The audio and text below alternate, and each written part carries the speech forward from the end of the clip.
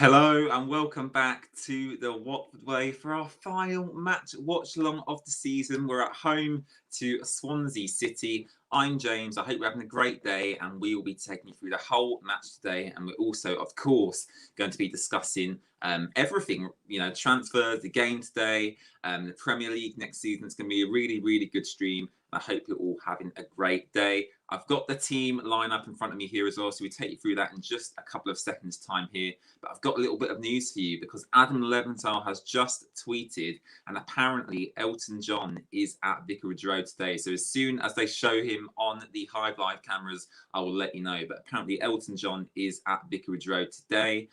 Also, as the players walk out, I believe they've got some pyrotechnic stuff set up as well, some fireworks. Or like fire maybe, so that'd be quite cool to see. And yeah, really looking forward to the game. Bit of a strange team today, of course, because Xisco, obviously doesn't want to risk any of our key players going into next season. But I'll get the team up for you now. We're also going to be joined by Adam from Watford Opinions as well, and he's also going to be with me throughout the game. As we talk through the game. So here's the team. Adam has just arrived as well, so I'll get him added in just a second now. But here's the team. So it's Ben Foster, Mark Navarro, Christian Capsele, Craig Cathcart, and Ashraf Lazar. Then in the midfield, we've got Carlos Sanchez, Dan Gosling, and Philip Zinknagel. And up front, a bit of a strange front through this, but whatever. So we've got Isaac Success, Andre Gray, and Ken Semmer up front. And the bench, I walked through the bench as well. We've got Daniel Batman on the bench, Adam Messina, Truce de Kong, Francisco Sirielta, Ben Wilmot, Will Hughes, João Pedro, Steve Paperitza, and Troy Deeney. So a very, very strong bench. It's highly likely Swansea will win this game. But yeah, you know what? It's going to be good to see a few more different players as well. And I'll get Adam added into the stream now as well. Adam, hello, mate. I hope you're having a great day. Obviously, last game of the season. How are you feeling, mate? I think this is what we all would have wanted, where, I mean, obviously we want to win as per usual, but, like, it doesn't really matter. And as you said, it'll be interesting to see a couple new faces. The players I'm looking at are mainly, the player I'm looking at mainly is Zinkernagel, and then I guess Gray and Sema as well, because they should see this as an audition, especially Gray and Zinkernagel as an audition for next year, to see if there's any, like, and for most of these players to see if there's really any future going forward. So even though to us, it's like, as I'm pretty sure Tommy Mooney said, the bench would beat the starting 11. It's one of the things where, for like, to us, it might seem like, okay, like Xisco's put the foot off the gas, but for some of these players, they could see this as the difference between getting to play in the Premier League or not. Yeah, absolutely. I think my one criticism, Adam, would be, and I'll get the team up quickly again here, it's the fact that Ben Wilmot has yet again, I mean, he's not been included again, Adam, in a game where, it's a meaningless game. We're not fighting for anything in this game, and Ben Wilmot still hasn't been given an opportunity by Xisco. Is that something that concerns you going into next season? I think that's like, as much as I love Xisco and I think he doesn't do much wrong, I think the Wilmot situation is the one thing he has, because we've said it with Jeremy Ngakia, but as far as we know, Ngakia has been injured quite frequently. Ben Wilmot's even taken to Twitter to respond like, I don't know why I'm not playing. But yeah, he literally liked one of my tweets. I tweeted about it, yeah. And so it's, I mean, I'm in the process of writing like an article, a full-length keep sell load of every player. It's like, I think Wilmot's Premier League quality? Probably, but I'm most likely gonna say we should send him on loan because A, he hasn't played much of anything in a really long time, and B, if Xisco's still in charge, which I want him to be, don't get me wrong, I want Xisco to be in charge, but I also don't want us to risk losing him permanently because Wilmot is a player for the future, and I mean, losing him permanently would be a really bad thing to see. So, yeah, the players about to walk out here. I believe they've got some fireworks and pyrotechnics set up at the side of the pitch as well. Lovely. So I'm sure we'll see that as the players walk out here. Look at that! Wow, absolutely fantastic stuff there at Vicarage Road. Elton John is also at Vicarage Road today. Adam Leventhal just tweeted that out. Elton John is in attendance, so that is always good to see Elton John at a Watford match. Look at that.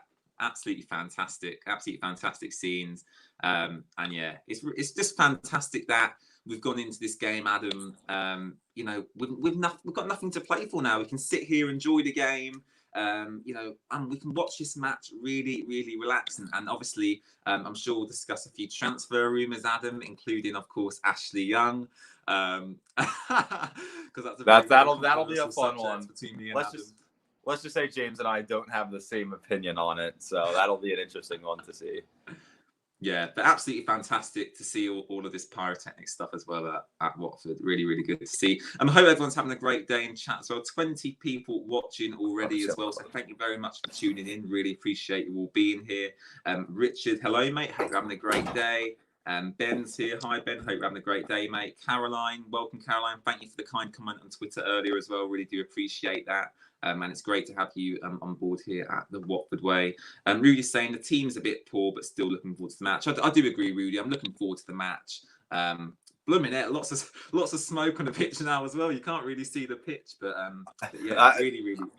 I love how it's against Swansea as well. So we're just like bragging about how we're promoted, and then if this were against like Nottingham Forest or something, it wouldn't really be offended. But like Swansea.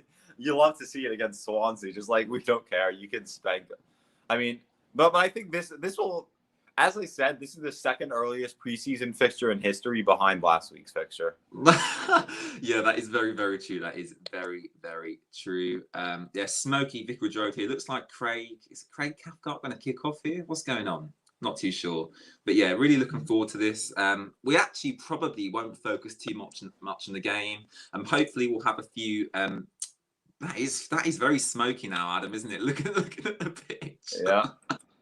All right. Just tell me. I'll tell you when I kick off, just so we can sync up. Yeah, that's absolutely fine. Absolutely fine. Oh, and the last thing I was thinking though is this. I wouldn't be shocked to see this as a 4-4-2, and have Zinkernagel as a right midfielder, and then Gosling and Sanchez as the only central midfielders, just so we could finally see Zinkernagel on his preferred right wing. Well, got someone here in chat saying Swansea. I've just kicked off. So. I mean, I do agree. Swansea just kicked off for me, Adam. Oh no, are we way out? Are we way out in timing? I was trying to go ahead of you, and then it like I paused and it reset, and then like I went back like 5 seconds. Shall I tell you my seconds at the moment? Yeah, tell me. Yeah. So I'm on 21, 22, 23, 24, 25. I'm a couple seconds ahead of you, so pause. You know what? You're a couple of seconds ahead. That's absolutely fine. I'm on 31, 32, 33. Yeah, that's all right. All right, I'll delay any celebrations. There'll be very muted celebrations. I'm very relaxed. I think it's the most relaxed that I've been for any game this season. So yeah, really relaxed. Really relaxed watch along today. I've readjusted to 50 seconds right now. I'm currently on 59, 1 minute, 1 minute 1, 1 minute 2, 1 minute 3. All right, I'll reload this one more time, and then I guess we'll just. Yeah, good to see Ben Foster back as well. A bit of cycling GK content as well. That'll be a good vlog to watch. Ben Foster. Not been in the starting 11 for quite a long time now. I think it was January that he got injured, wasn't it? So good to see Ben Foster back in. It was I think it was it the Swansea match that was his final one? Might have been.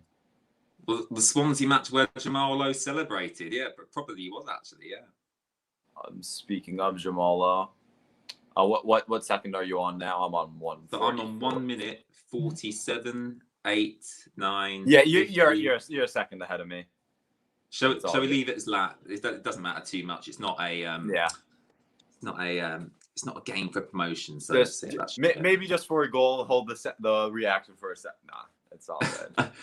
Put it this way, I ain't going to be jumping out of my seat if we score today, but I will be happy, of course. It would take a special goal. I mean. Oh yeah, definitely. So Swansea have a corner here on the right hand side. Ball comes in. It's a shame Jeremy Ngaki is injured, actually, as well as Joseph Hungway, because those are two players who I think would have been obviously given opportunities in this game as well.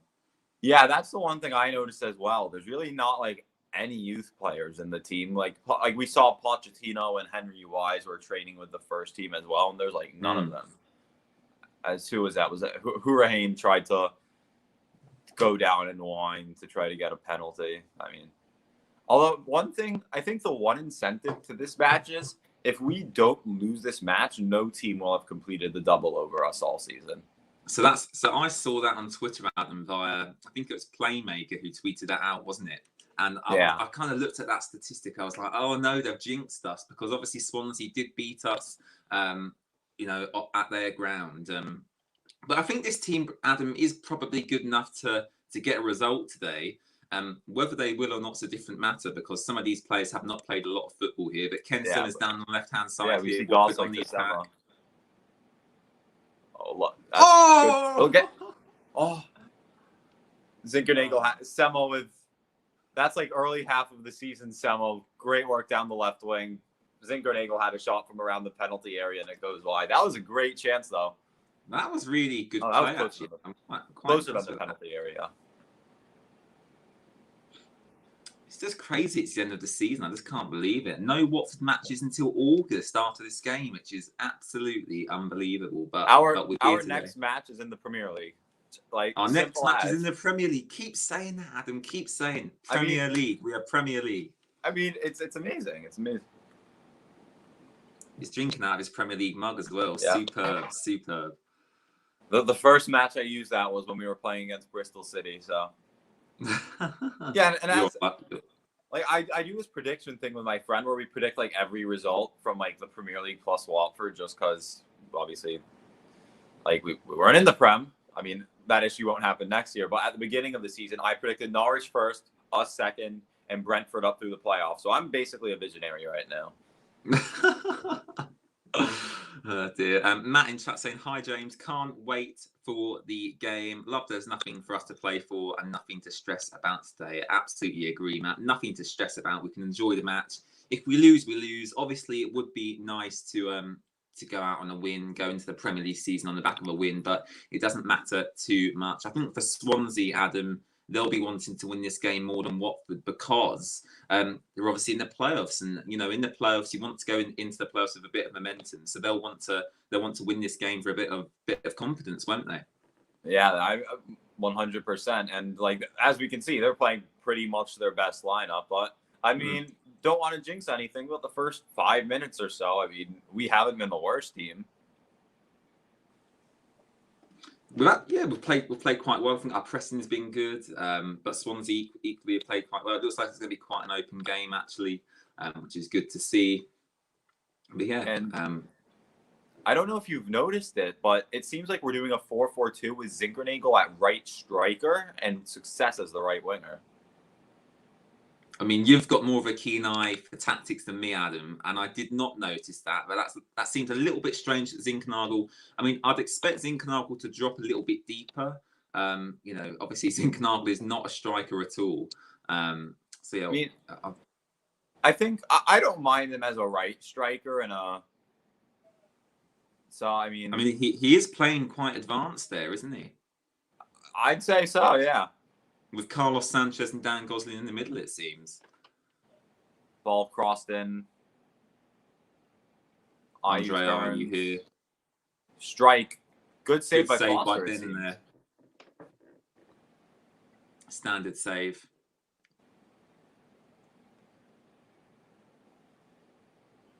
I think we should get into some transfer rumours now, Adam. And I think the place to start. Let's go. Is. Well, let's start with the controversial one between me and you. Is Ashley Young?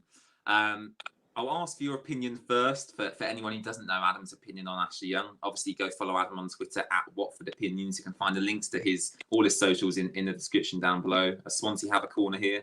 But yes, Adam, what is your opinion on Ashley Young? Do you want to see him come back to Vicarage Road? Because there was a little bit of breaking news last night. Looks like he's going to be signing a 1-year deal with an option to extend. Are you happy with that? And yeah, are you happy with the deal overall?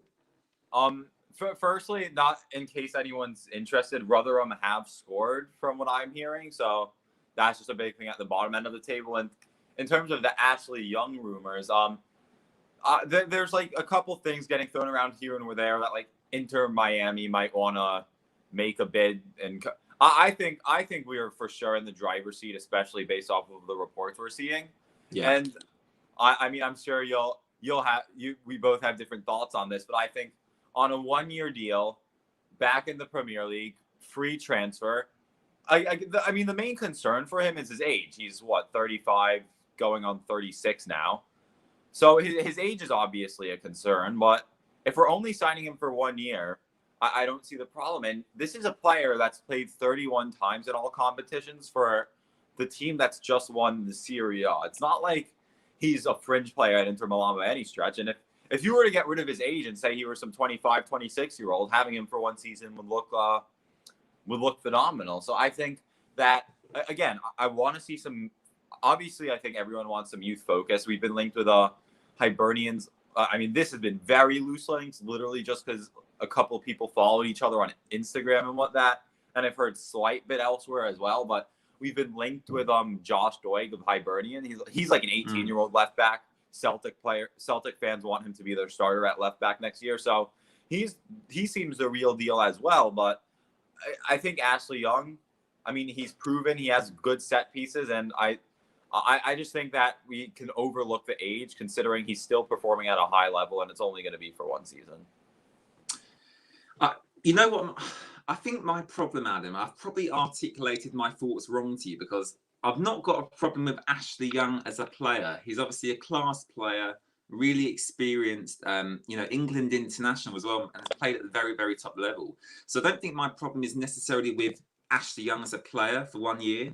I think my problem is with the overall recruitment strategy. And if Ashley Young is going to be brought in along with, we've been linked with Fernando Llorente, another player coming towards the end of his career. If we're going to, keep recruiting these players, Dan Goslings, who, are good players, but they're not ones for the future.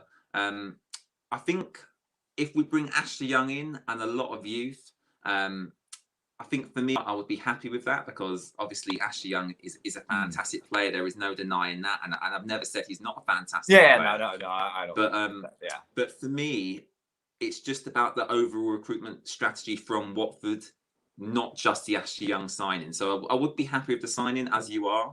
But if we're going to be bringing him in, along with, I mean, I've seen loads and loads of players. I can't even think about half the players we've been linked with off the top of my head. Yeah, no, I know. But a lot of the players we've been linked with are, 28, 29, 30.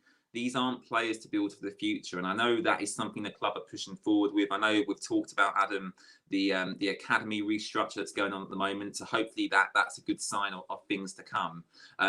But in conclusion, yes, I would take Ashley Young at Watford. If it means also bringing in some younger players, and Ken Sema's on the attack here. Oh, yeah. Ken Sema's shot was blocked. He goes back to the byline. Sema's looking really good today. Sema looked like a man on a mission. Navarro with a speculative strike for about 40 yards out, and it winds up being a hard pass to Zinchenko, and Swansea have a counter-attacking chance here. 32 people watching now as well. Thank you very much for tuning in for a nothing game as well. I think that's really, really good. So thank you very much for watching, guys. Really appreciate it. We'll be great challenge by Gosling on IO. And back to the whole discussion about the youth. This is something we'll see as the transfer window comes up. As obviously we want to focus on youth, and obviously there's nothing wrong with getting some development going on. As Andre Ayew's on the ground, which will be a huge concern for Swansea, especially at this time of the season. Absolutely. We see, I mean, obviously we want some younger focus, but the thing we'll see, which is, I mean, I'm still developing my opinion on that, is obviously the goal for next year is to stay up, and is to stay in the Premier. Andre Ayew's up now, but the goal is to stay in the Premier League. And for the Pozzos and for Watford, the club financially, it would be if buying older, more experienced players is less exciting, a bit more dull, but going to keep us in the Premier League, then so be it. Obviously, the best players will be the young players who are still not too much of gambles, as I like to call. So I think it's just going to be interesting to see the balance the Pozzos go for. And I like for example, one player I think a lot of us would like to see sign is someone like Ike Ugbo, because he knows how to score, but he's also young. So it's that's a player with a very good balance. We also have to remember we have Cucho Hernandez coming back, and people are like, well, he only had 2 goals in the top flight this season. But firstly, he's proven in the second tier, so we know he's more than a second tier player. And secondly, he scored 5 goals last year, 5 goal contributions this year. And Getafe wanted to renew his loan. As Lazar has a chance here, puts it across the box. Really good by Lazar there. Really good play, actually. Yeah. And so it's just going to be, I think Cucho, I think it is time for him to be, because he's had 2 seasons in the top flight. Getafe want to renew his loan. He's already proven in the second tier. So it's just going to be interesting to see. But even then, though, you think of it, last time we were in the Premier League compared to this time, we now have Ben Wilmot, who, again, that situation's interesting. Ngakia, Delabashiru, Kina and Pedro were technically our players, but like didn't really have much of an influence. So we've lowered the age of the focus of our squad anyway, regardless. So I think the championship, like this works perfectly for us. I do think currently we do have a good balance. With Carlos Sanchez, Tom Cleverley, Dan Gosling, Ben Foster, Troy Deeney, there's a lot of experienced English pros in there as well, and that's what you want in your squad. You want a good English spine. As we shoot over there, but who was that? Dan Gosling. But I think it's a very, very difficult situation for me, because how much experience do you want to bring in? Because as you say, we do have players there like Tom Delibashiri, but are they really gonna play any part? Is Tom Delibashiri really gonna play a big part next season, Adam? I don't think he will do, along with Ben Wilmot. I don't think that really they are going to be up to, playing against the likes of Manchester City, Chelsea, these fantastic clubs with fantastic players. I don't think they're necessarily up to that level. So I think for actually some of them youth players, alone may benefit them more. But equally, I'm sitting here thinking I don't want loads of players coming towards the end of their careers coming in, because where are you building for the future there? It's just it's a very difficult situation for the recruitment staff. But as you say, I mean, going back to your point you just made, Adam, the goal next season is to finish 17th or higher, right? So if we finish 17th, for me, that is a successful season.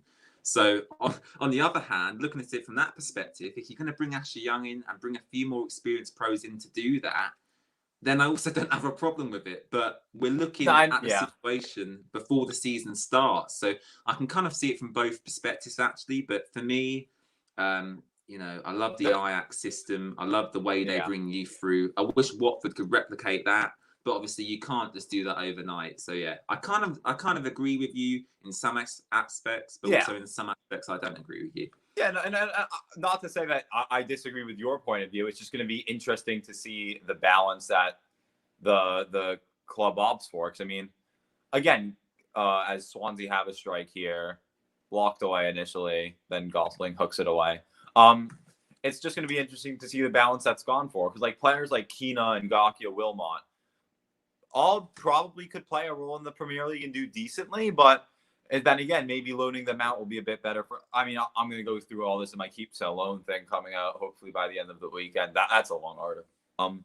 It's just going to be so, as you say, it's just going to be so interesting to see the balance that's opted for, and I mean, we'll see that over time. But I do think a fair amount of our transfer rumors have actually been for players who, like, they're young, like they're not.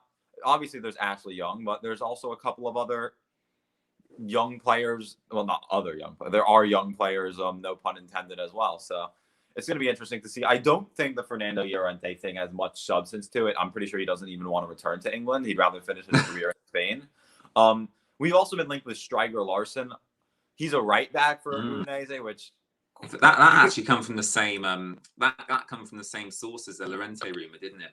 I mean, the Llorente rumor, though, it said that like Llorente was a bit less likely to happen. And Larson, yes, he typically plays right back, but he's both footed, so having him as a left back, but that would be so interesting, because if he comes in, what happened? I think Ngakia would be loaned out, which it's like, okay, now we have 2 experienced right backs, but now some of our young players are going. So it's just going to be so interesting to see the balance that's opted for. But I mean, that's a whole new excitement as well. It's not like we're going to have to be bored until August. So it's going to be. I think the one positive is we'll definitely have a lot more money than we did this season. I think this season our recruitment policy was very much loans and free transfers, or bringing players in from. Good turn there. Oh, Andre Gray on the volley, not quite. Referee pulls it back.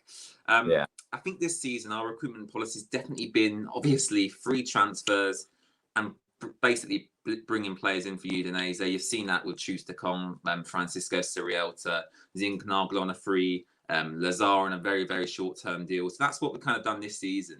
Next season, with I don't know what our budget will necessarily be, but I'd like to think, maybe around 40, 50 million pounds, something around that area. I'm sure they could spend more if they wanted to, but it's quite a high risk. It's quite a high risk thing to do. You've seen what's happened with Fulham. I think they spent nearly 100 million pounds when they got promoted back to the Premier League, and look where they are now. So you do have to get the balance right there. And I also think we need to keep the core of the squad we've had this season. You can see the chemistry between the players, that they all seem to get on well together. There seems to be a good chemistry between them. You don't really want to be breaking it up too much, a good save by Foster. Sorry. You don't really want to be breaking the squad up too much, do you, Adam? Yeah, I mean, and the other point I wanted to bring up is you have a midfield. I think something that's going to be so important is obviously keeping Sars of immense importance. If he goes, then we're going to have like 80 to probably 70, 80 million pounds to spend if he leaves, which again, I don't think Liverpool are going to want to spend that money, nor is Sar going to agitate for a move away. But I also think that something that's going to be so important to focus on next year, especially, is Chalobah and Hughes. We've seen that midfield pair. I mean, they're a midfield pairing that, especially if we stay up, we could see together for 3 or 4 years. Like, that's a midfield pairing that is it's for sure Premier League quality. So it's going to be interesting. And we're welcoming Brendan to the stream as well. Brendan, how are you doing today, mate? Got a nice bright jumper on there, nice bright hoodie. How are you doing today, mate? I'm doing fine. What about you guys? All good, Brendan. Not too bad. Too bad. What about the match today? What do you mean? What do we play? Do we play good, or do we play a little bit poor? Honestly, I think we're playing. I mean, Adam, you go first, mate. You go first. I'm a bit worried if I'm a Swansea fan right now. Not in terms of the actual result of this match, because it's not really very important for either side. But considering they're playing their full strength team and looking who we have, I mean, we've still been playing the football we want to play. It's very interesting. It seems like it's now a 4-2-3-1 with success as the right winger, and Zinkernagel as a really advanced attacking midfielder. But especially considering the players we have on the pitch, like, it's been an enjoyable watch so far. Yeah, I agree with Adam there, Brendan. We've played quite well considering the amount of changes we've made. And as Adam said at the start of the game, it's kind of like an audition for some of these players. You think of Zinkernagel, who's not really been given a chance in recent weeks.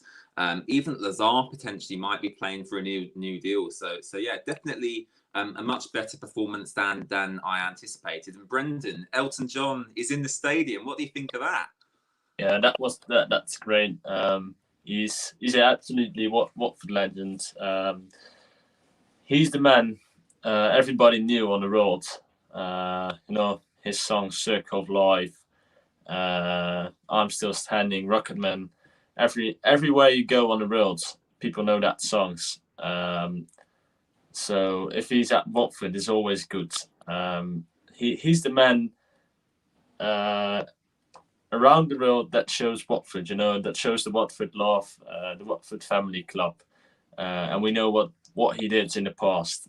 So it's great to see him at Watford, and great to see that he gets access to the Watford game at the last game of the season in the Championship. Oh yeah, absolutely, really good to see. I think he will get a song, James, in the dressing room after the game. Maybe Zisco will put it on. We'll have to wait and see for Ben Foster's vlog. I'm sure Ben Foster will cover that. But Brendan, are you not able to watch the game today then? Not yet. I need to buy a match day pass or or I need to arrange something. But for the moment, I was working outside and it's got raining, so I get a shower. Not that many time to take that match day pass at the moment, so that's why. No worries. We will try and keep you updated, Brendan. Going to quickly explain what you do with the Netherlands and the Watford FC Netherlands supporters group that you've been running for over a year now. Of course, it's recently been your 1 year anniversary, Brendan. Yeah, it is. We are 1 year anniversary at the moment, And what is happening? We are connecting Dutch Watford supporters with each other. We have some lovely group chat where we talk about Dutch football, Watford Watford news, all kind of stuff like that. And yeah, recent we have some guy who's coming join the group, so still growing, and hopefully we can arrange some trip to Vicarage Road very soon after the COVID restrictions around the world. Watford on the attack here now. Dan Gosling plays it through to Gray. Gray with a bad first touch there, and Swansea regain possession. A few score updates for you as well that have just been posted into chat. So Caroline saying QPR are beating Luton 1-0. Barnsley are also beating Norwich 1-0 as well, according to Jacktus in chat as well. So very, very interesting there. Norwich losing to Barnsley. Obviously, Norwich already won the league, but obviously Barnsley that's good for having Barnsley. a fantastic season. Yeah, Barnsley having a fantastic season, Brendan. And, you know, we were saying in the stream the other day that we wanted Barnsley to get promoted this season. So that's really, really good to see. Adam, we're 23 minutes gone now in this game. You know, Watford have played quite well, haven't they, considering we've made quite a few changes today? Yeah, I'd say so. I mean, there's been a couple of occasions where the Swansea players have like gone down to try to get the most stupid penalty calls ever. I mean, that's not much, nothing new there. But I mean, all things considered, Foster's had to make a couple of decent saves. But considering who we're playing, we've also had chances. Zinchenko probably should have done a bit better earlier. Sema's looked lively on the ball. It's considering who we have on the pitch, it's not been bad at all. Like, running through the lineup, do we have any, besides maybe Sema, do we have any consistent starters in this team? Again, Cavaselli and Cathcart, I think they both could be starters, but they haven't really been starting much since injuries and Ciarolta and Chusakong have risen. So it's practically a second choice team, even though a couple of these players are still competing for to be considered the first team player. But it's against Swansea's best lineup, you know, it's looking pretty good. Yeah, absolutely agree. A few more questions in chat as well, so I'll throw these your way. Don't know how long you're going to be sticking around, Brendan, but if you're here to answer a few questions, that would be absolutely fantastic. So a question from Richard Lees here, and he's posted this a few times in chat, so I thought we'd better answer this. And the question from Richard is, Brendan, would you take Vydra back at Watford? Every summer, this rumour seems to come up. I've seen Adam shaking his head there. Brendan, would you bring Vydra back? Even not every summer, even every winter. Last winter it was again this. People wants to sign him. People wants a proper striker. But he's now at Burnley, isn't it? Yeah. He's doing quite well actually at Burnley. He's doing quite well. I think he scored. I don't know. Wait, I will just get his statistics on the boards in a moment. But I think for Watford, he could be a good striker for us. He knew the club. But if you have one moment, I will try to get his numbers in front of me. Absolutely. Burnley doesn't play today. Go on. If I have the numbers, I would tell you. All right, fantastic. Yeah, I mean, it's a funny one, Vydra, isn't it? We get linked to him so much that you know, I think a lot of fans are actually fed up with this rumor now. Would I take him back? I'm past nostalgia now. I think that, you know, it would be great to have him back, but would Burnley really let him go? It is still relatively young in terms of strikers. I think he's 25, 26 at the moment. So he's still definitely got a lot to offer, and he has scored I think 4 or 5 goals this season. Brendan, you might be able to correct me there. Three goals, Brendan. Is it 3 goals at the moment? We've got to the FA Cup. He scores 1 time in 3 games this season. The EFL Cup, he scores about 2 times in 3 games. They played Europa League is too long ago. So yeah, he have about, let's count, that's 3. So about 6 games in this season in all competitions. As a Burnley striker, it's quite okay to compare with the other strikers. I think he's a good striker. Burnley, of course, at the 17th place, just above the relegation zone. So I think it's quite good as a Burnley striker to score that many goals. Don't know his assists. Don't know if I can watch that. If I can find the numbers of his I assists. think Chris Wood. I think Chris Wood for Burnley's got something like 11 goals this season. So he's had a really good season actually for Burnley, Chris Wood. But Vydra, I think he can definitely offer them something, especially with Ashley Barnes continuing to get older. He can't really offer them as much as he used to, especially with injuries. So for me, I definitely think Burnley will keep Vydra, and I don't think he'll be coming back to Watford. Do you agree with that, Adam? I don't think he'll be coming. I mean, I don't think he'd be opposed to a move. I do think Burnley will be a bit reluctant. I think the other thing that has to be noted is, I mean, it wasn't only until recently where Dice really started to seem to kind of, give Vydra more chances and more starts. But it's also one of the things, like, Vydra is not really a player that fits a Burnley style of football. I mean, because you think of Ashley Barnes and Vydra, like those are like completely different players. Wood and Vydra, completely different players. So I mean, it's hard to judge him based off of sheer statistics. So if he were to come in, would I mind signing him? Not at all. But I also I wouldn't want him to be our first, like, our biggest attacking signing either. Oh yeah, absolutely agree with that. Swansea on the attack here and blasted it right over the bar. John Rees in chat saying Watford already on the beach. I think we've been on the beach when we played Brentford as well. But yeah, definitely a better performance than Brentford today. Definitely. What else is going on in chat here? Let's take a look. Rudy saying we are doing well. Absolutely agree, Rudy. Few players here sent in by Nigel Pearson. As always, Nigel Pearson is in our chat. You might know a bit more about these players here, Adam, than me. We've got Anguissa from Fulham, Jaden Braff from Udinese, and then Diane from West Brom, isn't he? If we bring them in, he says we can definitely stay up. Do you agree with Nigel Pearson there, or is there something about them players, Adam, that you wouldn't really bring them into Watford for, because you definitely are our transfer guru, you're our tactic guru, Adam. What about them players suggested by Nigel Pearson there? Just for so people are aware, Jaden Braff's the only one that's been concretely linked with us. We were actually linked with Anguissa a few years ago, if I recall correctly. I think Anguissa would be a great signing, great midfielder there. I wouldn't mind him. Mind Diagna, I mean, he's not too different to what he had. He's not the most exciting. I'd prefer someone like just a random name, for example, if we're going that direction, like a Salomon Rondon, someone who's more proven, if we're looking at that area. And then I think Braff, he'd be good for depth as a winger. I don't think he'd start as our left winger. I mean, he's got bag loads of potential, and like 3 or 4 years down the line, he'd be for sure starting quality. But that's a big risk. So I honestly think of all those players, I don't think there'd be anything wrong with having Braff, but if I had to choose one of those, I'd choose Anguissa for sure. Yeah, definitely. It's just, I mean, the summer's just going to be absolutely full of so many different rumours, so many different leaks.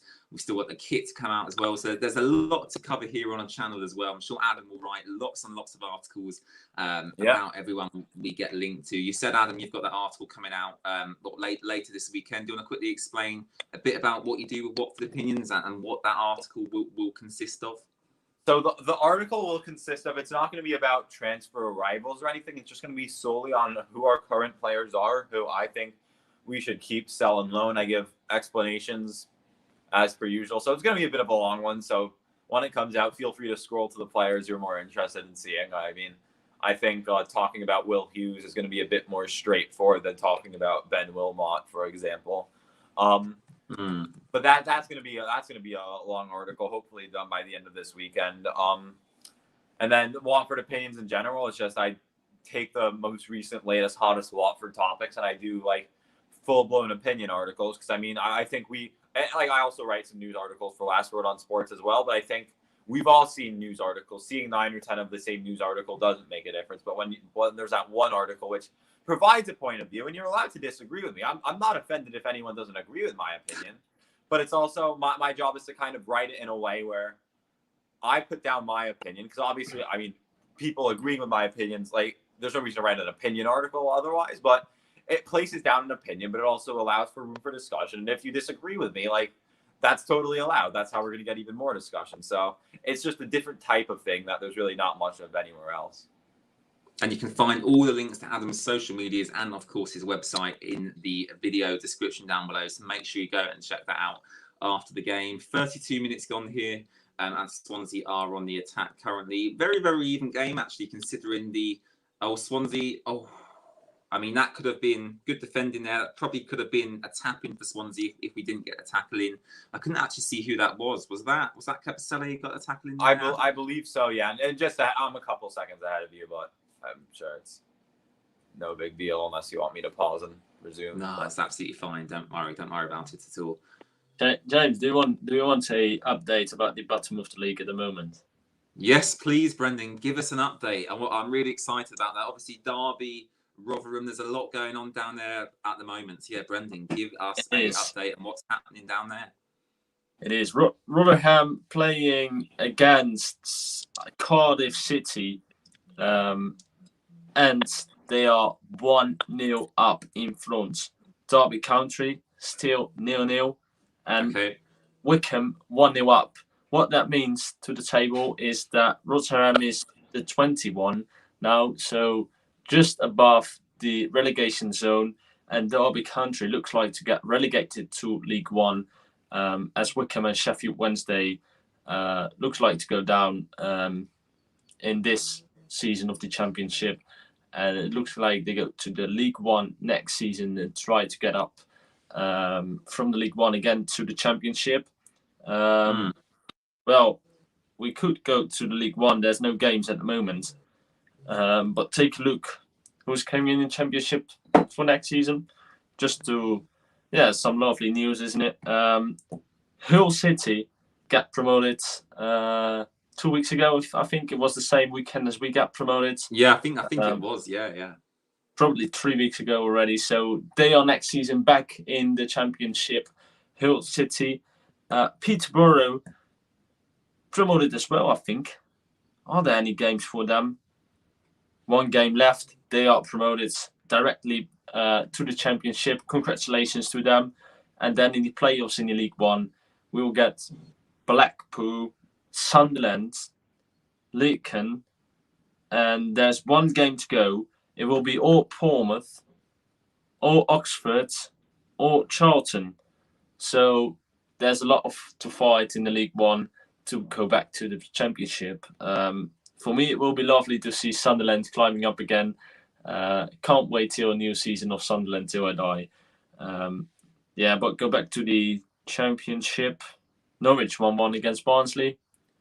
There are any other news? Reading is 2-1 up against Huddersfield Town, and Ollis, is that his name? Ollis, yeah, that one. He scored a penalty, and I think he's one of the best talents in the Reading team, and probably as well for the Championship. He's a big talent. Yeah. Also, if not that this is possible, but Wycombe would stay up, I believe, if they score 10 more goals. So yeah, they need to win 13-0, something like that. That will not happen, but never say never. Or they 2-0 up against Middlesbrough. It's so sad for them. I mean, they've had such a good push at the end of the season, and considering their financials, I mean, they've put up such a good fight, though. Yeah, but same to Sheffield Wednesday. They've got -12, I think, at the start of the season, and doing quite well to come back, but get relegated this season. It was -12, but then I'm pretty sure they shortened it to a -6 some point along the season. So yeah, I think probably. But even then, that's going to be the difference between safety or not. So yeah, for sure, it's the difference because they have 41 points now and safety is 44. So yeah, and probably it's a difference between safety and going down this season. Brendan, I've just sent you the details on Instagram, mate. So try that at half time and know if that works. Yeah. Okay, I will. No worries, Brendan. No worries. 37 minutes gone now. Watford, Swansea still 0-0. Been a good stream so far. Love talking to everyone. Love talking about all the goings on around Watford at the moment. Swansea on the attack here down the right hand side though. Lazard just been turned there and intercepted by Watford. Watford have possession back with Carlos Sanchez, and Carlos Sanchez driving forward now with the ball, sprays it out left to Dan Gosling, and Dan Gosling going to pass it to Sema here. Back into Dan Gosling, can he get a cross in? Sema again, out to Carlos Sanchez. Zinkernagel, good shot, but wide.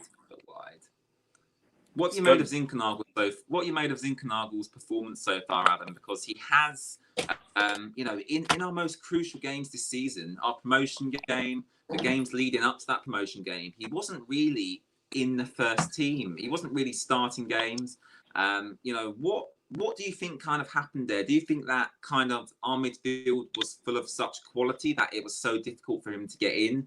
Or do you think it was more of a tactical decision by Xisco to get some more physicality in that midfield area, for them games against the likes of Norwich and Millwall? I mean, yeah, again, in the first part of the push, the first part of our tremendous run, he did have a bit of a say, but as you said, he was slowly phased out. Again, I think the main thing to remember is he's mainly a winger. And I think the reason he's not playing right winger this season is, or even in this match, is because I guess Xisco knows that Sarr's our right winger. There's no besides maybe a couple cup matches, there's hopefully no reason for Zinkernagel to play right winger, because obviously if he's there, that means Sarr isn't. But I do think a lot of it has to do with tactics, because when Zinkernagel's in, the midfield three is naturally just going to be more attacking minded. So I think a lot of it's tactical. Because again, if we're doing a 4-3-3 with Zinkernagel in it, he's solid in the midfield and he's played well. He's a good technical player. I think the Premier League will suit him well, which is something we hear so much. The suit well, but the way he likes the ball at his feet, and the Prem allows for that trickery a bit more. So it's just going to be interesting to see what happens next year. But I do think mainly it's tactical, because at the end of the day, Zinkernagel's preferred position is out wide, which obviously the midfield isn't out wide, and replacing Sarr and Sema wouldn't really have made much sense. Although if I'm being honest, I would have liked to see him play at least a couple matches as a left winger to give Sema some rest. So, Brendan, I've got a question for you, because obviously it's been quite notable in these last two games against Brentford and Swansea that we've not played, the likes of Ismaila Sarr, Francisco Sirielta's not playing today, Daniel Bachmann even's not playing today.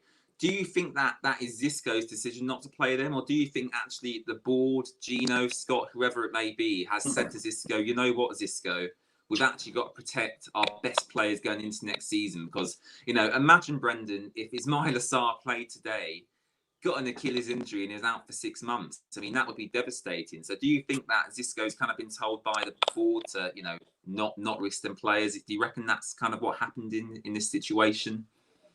Probably they have some talks, but at the end, it's a manager decision. It must be a manager decision. Yeah, I think it's not our owners that say you can't play them. They just say to him, please, if you play them, be careful with them, things like that. And I think Xisco wants to keep that players in the squad for next season as well. As we all know. So yeah, I think it's just Xisco's his decision. So and you know what? It's the last matches of the season where we are have secured our Premier League place. So that means give the players that you have not that many minutes in the season so far, give them some time as well. So it's two ways to go to this decision. So yeah, for example, we don't see Lazard that much. We don't see who's on more. I forgot the lineup at the moment, but we've got some players not playing that lineup. Yeah, Do you have it for me so I can give one more? I'll get it up, Brendan. So the lineup here, by Swansea are on the attack is Ben Foster, Mark Navarro, Christian Kabasele, Craig Cathcart, Lazar left back, and then the midfield three of Sanchez, Gosling, Zinkernagel, and then the front three is Success, Gray, and Sema. Yeah, he gives some players that minutes they deserved from the last season as Watford going into attack. Sema goes into attack, we need to say. Brendan's just brought his high drive pass as well. Brendan should be watching for the rest of the game now, which is fantastic to see. No, I feel it, James. I can feel it. I can look through your screen. I don't know what Sema's just done, but he had such a good dribble, and then his cross went out for a throw. That could have been a shot. I really don't know.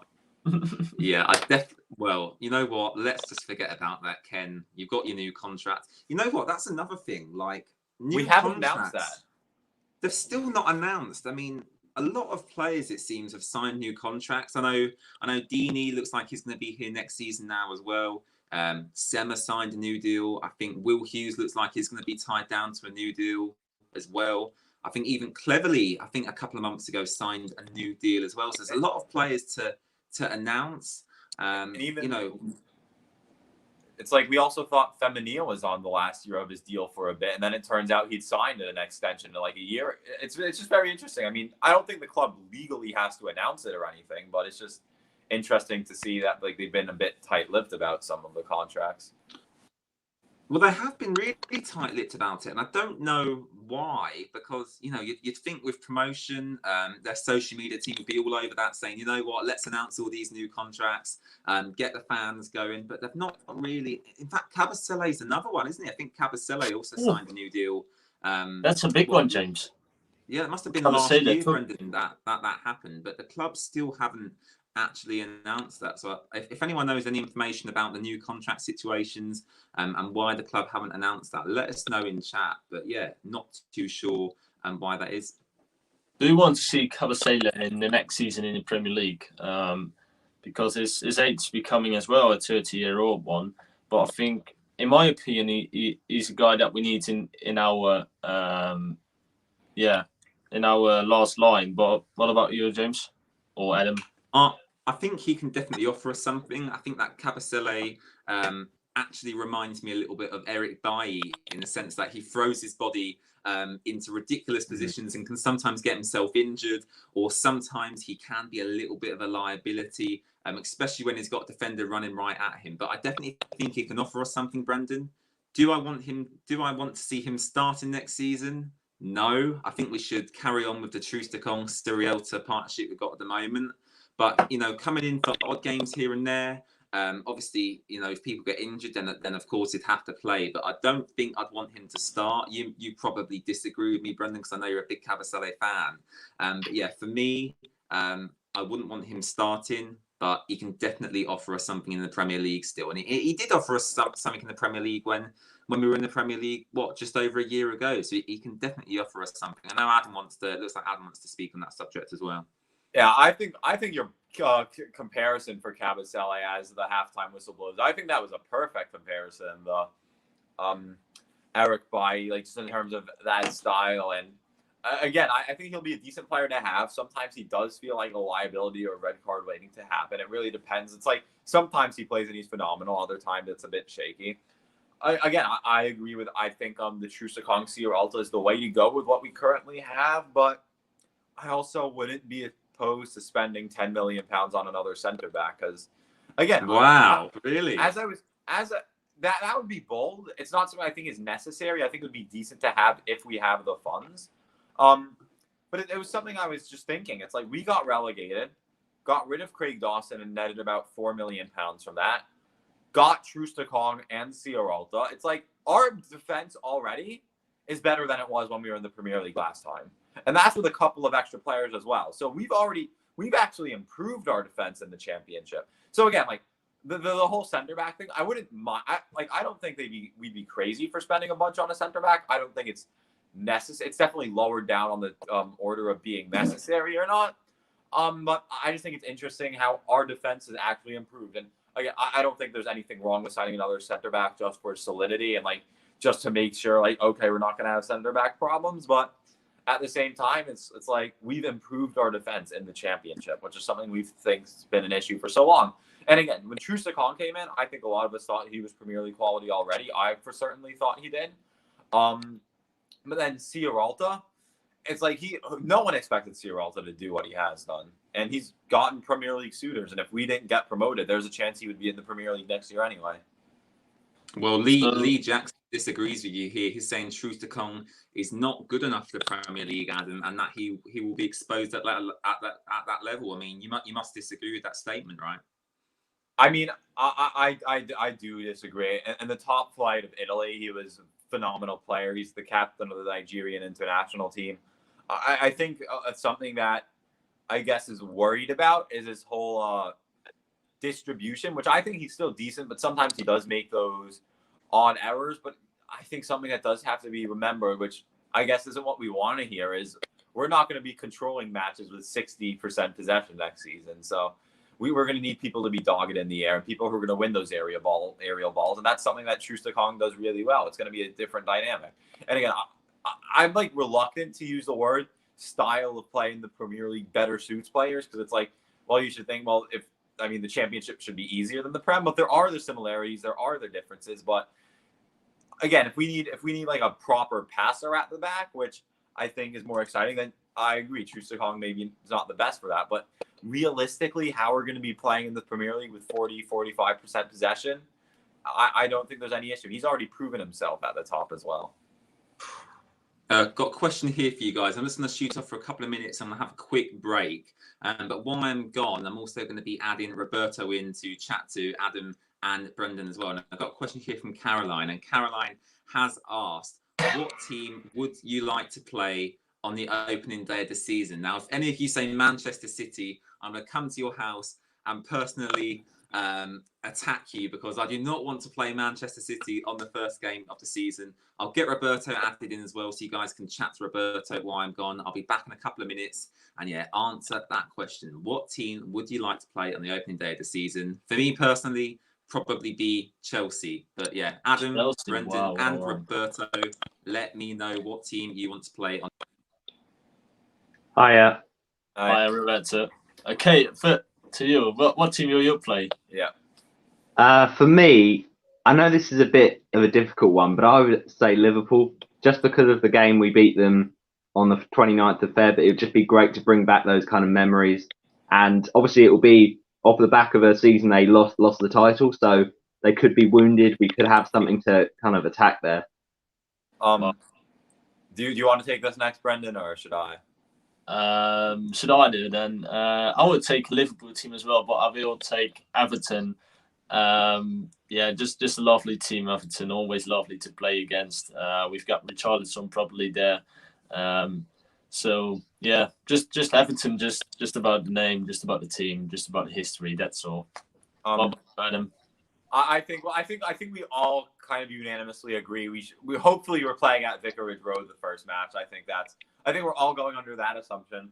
I'm going to go another bigger sided team, and I'd say Arsenal, because firstly, we always have such a good history against them, but they're in such turmoil right now. Like, they're going to be deflated. Like Liverpool, I think just like based on the last time we played them, that would be a great match, but maybe they want revenge.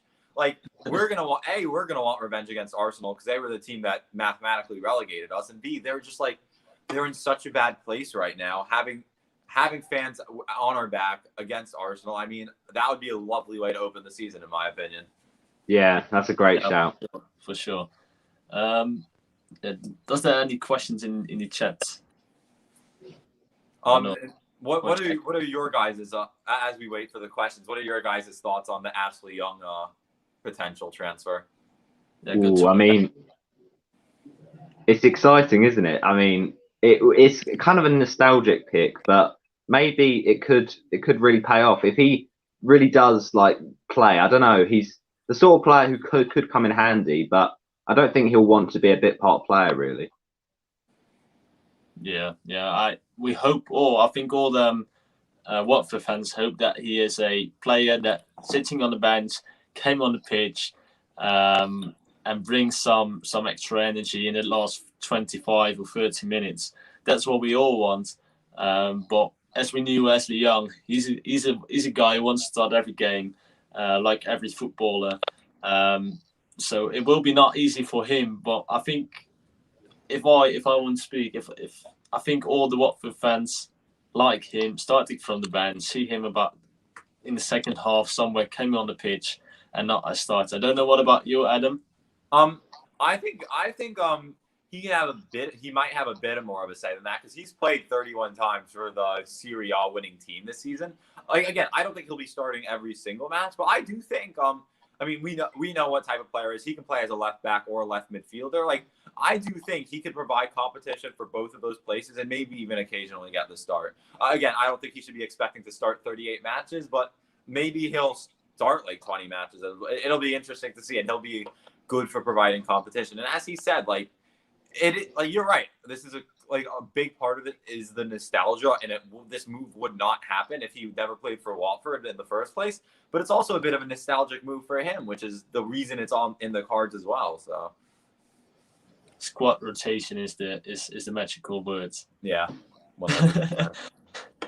Roberto, will you put him in your Premier League fantasy team? Oh yeah. So it's going well so far this week. I had Iheanacho and I had Son, so hopefully it keeps on going well. Well, that's great. That's great for you then. That match yesterday absolutely was crazy. Fantastic, absolutely fantastic. Brendan, do you have the scores at half time for us from around the other grounds? Do you want to let us know what is happening in the relegation dogfight in the Championship at the moment? Because I know the last update you gave us, Rotherham were winning, weren't they? Derby were drawing. Is that still the case, or have the scores changed, Brendan? Well, let me go to Rotherham first. Then they play Cardiff City away from home, and they are still 1-0 up in front. Then we go to Derby County against Sheffield Wednesday, and they're 1-0 down against Sheffield. And we go to the league table. If my iPad wants to work with me, then we go to the league table. And what we see is the same thing we saw before, but one thing has changed. Sheffield is going up to 22 and Derby go down to 23. What that means is nothing, because they are relegated as it stands at the moment. Do we have some news upstairs or in the top of the league? Barnsley going 5th instead of Bournemouth at the moment, and Bournemouth is losing. So wow, okay. Barnsley 2-1 up in front, by the way. Yeah, so Norwich 2-1 down. Yeah. And I just want to say, a photo on the screen here of the pre-match fireworks that Watford had. Really, really good to see. Although the pitch was really, really smoky for about 5 minutes afterwards, so I did find that quite funny.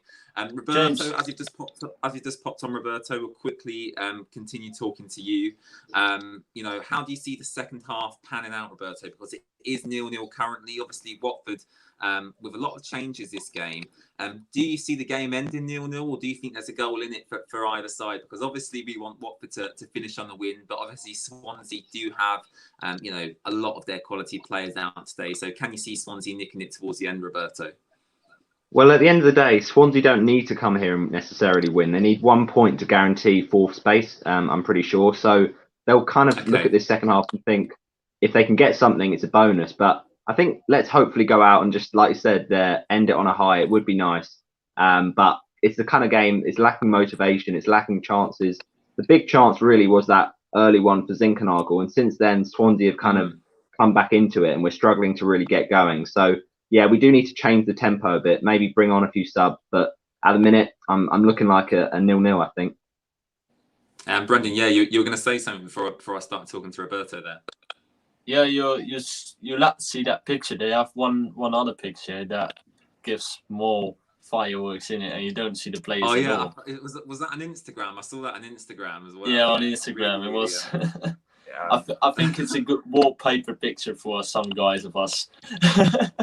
for yeah, sure. well, the thing is, obviously, coming second, you don't get a trophy for coming second, right? So I think for the players, just to have a bit more atmosphere when they'll come out to the pitch, I think that's something they probably would have appreciated. Adam, I do spoke think to Roberto about the second half there. As we move into the second half, Adam, how do you see the game panning out? Do you think that Watford are going to make a few changes? We've got Troy Deeney on the bench. Is Troy Deeney going to make an appearance this season? I think he probably will. We've got Ben Wilmot on there as well. I think he needs some minutes as well. So how do you see the second half panning out, Adam? I mean, I do hope Deeney comes on. It'll be nice to see him back. And I think something that's just I find so funny about this is like, if you're in the playoffs, if I'm being honest, if I'm one of the playoff teams, I want to play Swansea in the first round. So it's like Swansea, like they're playing a secure fourth, but like considering recent form, I guess they're the underdogs in this all. So for them, like they really don't have much to play for, nor do we. I mean, if it pans out how the first half panned out, I mean, I could see a goal at either end based on what the first half was showing. But I do think we're going to see Deeney come on, and that'll be great to see. And I think for us, it's just like there's no pressure, so we might as well play. Which I was just going to say earlier. Compare the final day today to the final day of last season. It's pretty amazing how it's all happened in a year. Yeah, it's been a massive journey. And I also do think it's not a big one, but I'm pretty sure there technically is a promotion trophy. I mean, it's not like. So I remember seeing something about like the Watford Museum. They have like a 2014-15 like trophy thing. Like Oh yeah, I saw that. I did see that actually. So I don't know if that's an actual thing made by the league or if that's just something Watford made to commemorate it. But yeah, Roberto, before we let you go, obviously on Tuesday evening, it's like the end of season awards for Watford. They're doing a live stream on YouTube that I'm sure we're all going to be tuning in for. I'll be in chat as well in the Watford YouTube channel, so hopefully I'll see a lot of you guys there as well. But Roberto, before you go, big question. I'm going to put you on the spot. Who is your player of the season? A lot of players to choose from this season, the likes of Ismail Assar, Cyril to Kiko Feminir. So Roberto, who is your player of the season?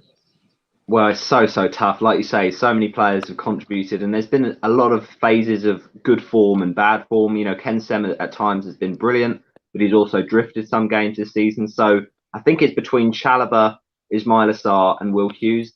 But I'm going to give it to Ismail Assar because he has been so key in our promotion race, and he's produced some absolute moments of magic like that Reading game. Absolutely fantastic, Roberto. Thank you so much for coming on. Really appreciate you being here. I've really loved and enjoyed talking to you this season. You're obviously part of our group chat on Instagram as well, so really appreciate you being here, and hopefully we'll be talking to you a lot more next season as well. So Roberto, thank you very much for coming on, and yes, enjoy the rest of the game. Really do appreciate it. Thank you. All right, no worries. See you later. Thank you. Bye, guys. Bye.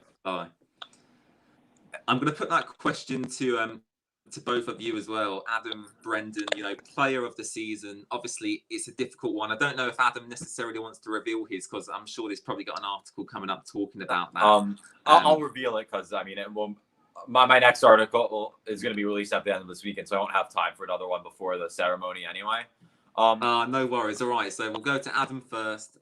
Obviously, Roberto there choosing Ismail Assar as his player of the season. I know a lot of people will also agree with him there. Adam, who is your Watford player of the season for this season? I'm sure I'll do an article about it sometime regardless anyway, but it's sort of tough, but I don't think there's any other way to say anyone besides I can see why. I'm not saying it's like a bad take if you think something else, but it just has to be Sarr for me. I mean, Ciaralta has been phenomenal. Chalobah the past few games has been phenomenal. Hughes has been phenomenal, but I think if there's one player you took out of our team which would change promotion or not, it would be Sarr. I mean, the amount of points he's won for us has been absolutely tremendous, and without him in the team, I don't think there's any chance at automatic promotion, at least. And considering how all the top 3rd through 6th are, I mean, I think Sarr is the reason we've been promoted. You take him out of the squad, we have a much more difficult time. You take Hughes or Ciaralta out of the squad, it would be more difficult, but I could still see how we get over the line. And again, Sarr's stats are good, but I think his statistics also flatter the team. It's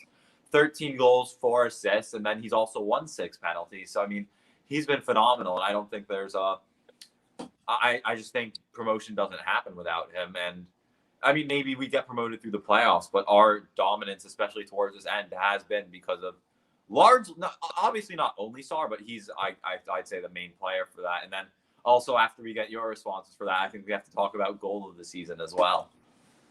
Oh, goal of the season. Well, we'll leave that for a little bit later on in the stream. But goal of the season, I do have one in mind, so I'll reveal that later on. Brendan, so we've had two people now say Ismaila Sarr, Brendan. Are you going to make it a third Ismaila Sarr player of the season, or are you going to be a little bit different and choose someone else, Brendan? The GOAT player with Ben Foster. To be honest with you guys, must be say as well, Ismaila Sarr, he's that guy bringing on the power. And you know what? He's showed as well some really Watford love to stay at at Watford. After that, Liverpool. You can't go to Liverpool. You can't go to Man United. You stay at Watford.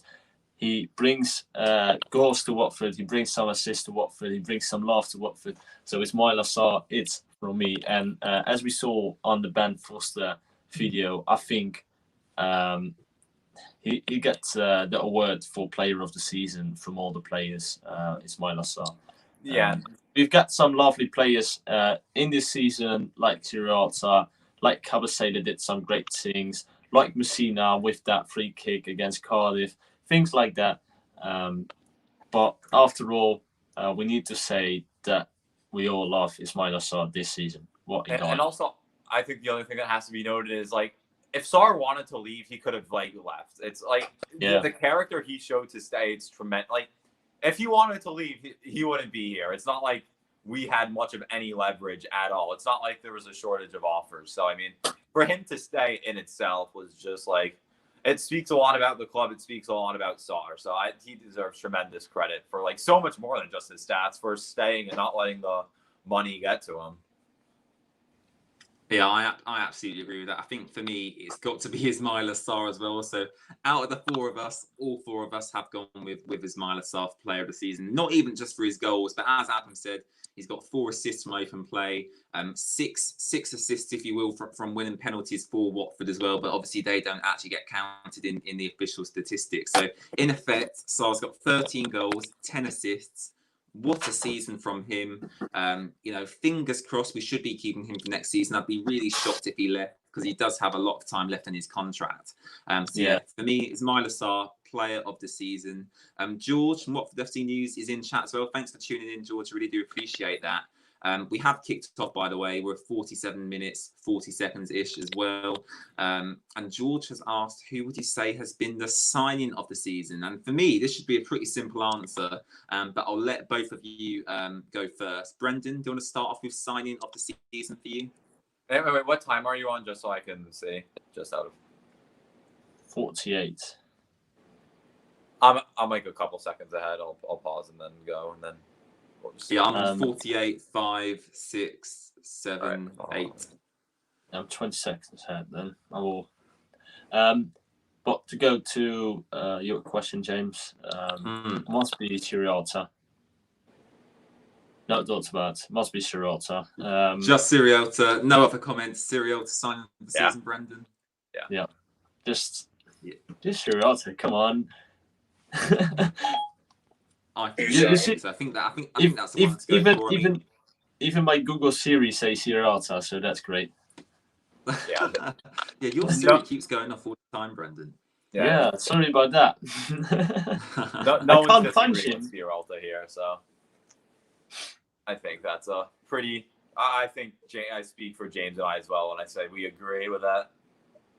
Yes, we do. I think we certainly do. Yes. Well, I'll tell you what, Brendan, you missed mine and Adam's little debate about Ashley Young earlier. Me and Adam have had lots and lots of Twitter DM conversations about Ashley Young. You missed all of that earlier, Brendan. But I know your thoughts on Ashley Young, Brendan. I mean, we made a whole video about it. What was it, about a week ago now? So I know you'd like to see Ashley Young come in as well, Brendan. you know, is that something you're quite excited about? You know, there was a journalist on Twitter last night. I can't quite remember his name, but he actually did send me a DM about it as well. I think his name was Nicolo, something like that. Yeah, Shira, I think. Yeah, it's something like that. And, you know, he gave us a bit more information about the deal. You know, I don't know how reliable he is. But, he was saying that the deal is, Brendan, a 1-year contract with an option to extend for a further year. Is that a good deal for you, the 1-year contract with the option to extend, you know, if obviously he does perform really well? As we said in the other video, that 1-year contract is the one thing they need to give him. We've got a big chance here for Swansea. Just go over the ball. But let's go move on. Yeah, I think I'm way in front, Brendan, there. No, I'm just say it because we were talking about Ashley Young. Sorry. I'm at 50-30 right now. Yeah, but I don't want to interrupt. You guys are ahead of me. Don't you worry. I don't want to interrupt you in your story, James. So, but let's go through that 1-year contract is okay. To extent, I don't know if that's okay, but I think if he wants to be a manager in the youth academy from Watford, something like that, it will be great. That will be great. Just 1-year signing, give him a contract to become a manager in the youth academy, give him that space to learn and things like that. You see it at lots of clubs as well. I saw it at Sparta, I saw it at Ajax, I saw it at Feyenoord. The biggest example of the last years is Robin van Persie. He played about 2 years, contract at Feyenoord. After that 2 years, signed a contract at the youth academy, becoming a assistant manager first, and now he's the manager of the under 16s at Feyenoord. So that's lovely to see that all very big legends going to that youth academy, and Ashley Young could be one of them. That's a great point you bring up, though. I like, now that you say it, like, especially if Ashley Young comes back, like, I could see him with manager roles with Watford in the future, as Andre Gray is almost in on here. Yeah, so that's my opinion, and that's as well for the amount of money, for the wages he gets. That's one thing. Hopefully he will do, because if you are a young guy under 16, imagine you have Robin van Persie as your manager, and you see that a lot in football, that players become manager, but we have to see that he's become a youth manager, inspirational for the youth players at Watford Academy. That's my opinion about him. The only part to play devil's advocate for this one, which I agree with you. He hopefully comes in and with a whole new youth academy shakeup. And that wouldn't shock me. You could also say, Zisco, he didn't really have much of any youth management experience, and he came in and has done this. But so it would just be interesting to see, because if you just think about it, Ashley Young as a manager for us in the future doesn't seem like the most far-fetched idea. It just depends how much youth experience he's going to have, which, maybe, hopefully some, but, it's just going to be interesting to see. Yeah, for sure. And can I just say, I think Lazar's played very, very well today. I don't know about you, but I think Lazar's definitely probably put in one of his best performances I've seen from him in the Watford shirt so far. I don't think you guys agree or disagree with me, but I've been quite impressed by Lazar today, actually. Yeah, 100%. Him and Sanchez. You know what? The game against Luton Town was just unlucky for all of us, and he was the unluckiest one of all that game. As we go into the box now at the moment. Oh, you're a bit ahead of us. Oh, well. Yeah, what seconds are you on, Brendan? Yeah, you're like a couple. Come on.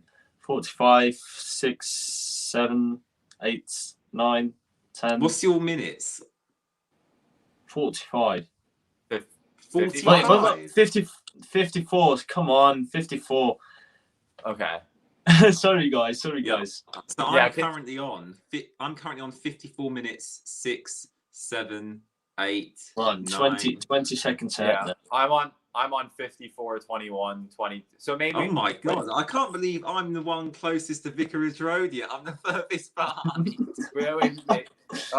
maybe Brendan, you should pause for like 5 seconds, and I'll pause for 5 seconds, and then No, I've refreshed my stream now, so I mean I'm currently on now 54, 49, 50, Oh, 51. Those 5 seconds. 5 seconds about. That will do. It's not a big game. It doesn't bother me too much. Oh my god, it's so hard, James. We've in Netherlands we say 45. Like first we say 40. I'm at 15, 16, 17. Wow! Oh my gosh! I can't believe you have it Yeah. literally quicker than me in America. Okay, It's unbelievable. I'm calm. I'll wait for you. Yeah! That was beautiful. Oh my god. That was a Delay, fantastic delay come reaction. on. Fantastic. I held it in for you. Thank you so much. Appreciate that. Great. What a goal.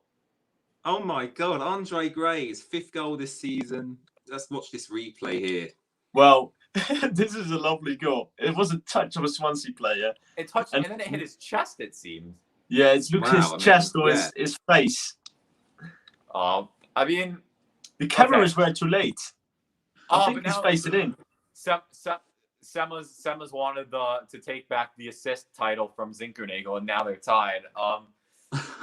Okay, I might look at that celebration from Gray as well, celebrating the pregnancy of his wife. Lovely to see. That's a good point. That's very nice to say. Yeah, congratulations to but he's scoring Andre 20 goals Gray and Tom Cleverley, both their partners both expecting children, so it's really good to see. So congratulations to them both, of course.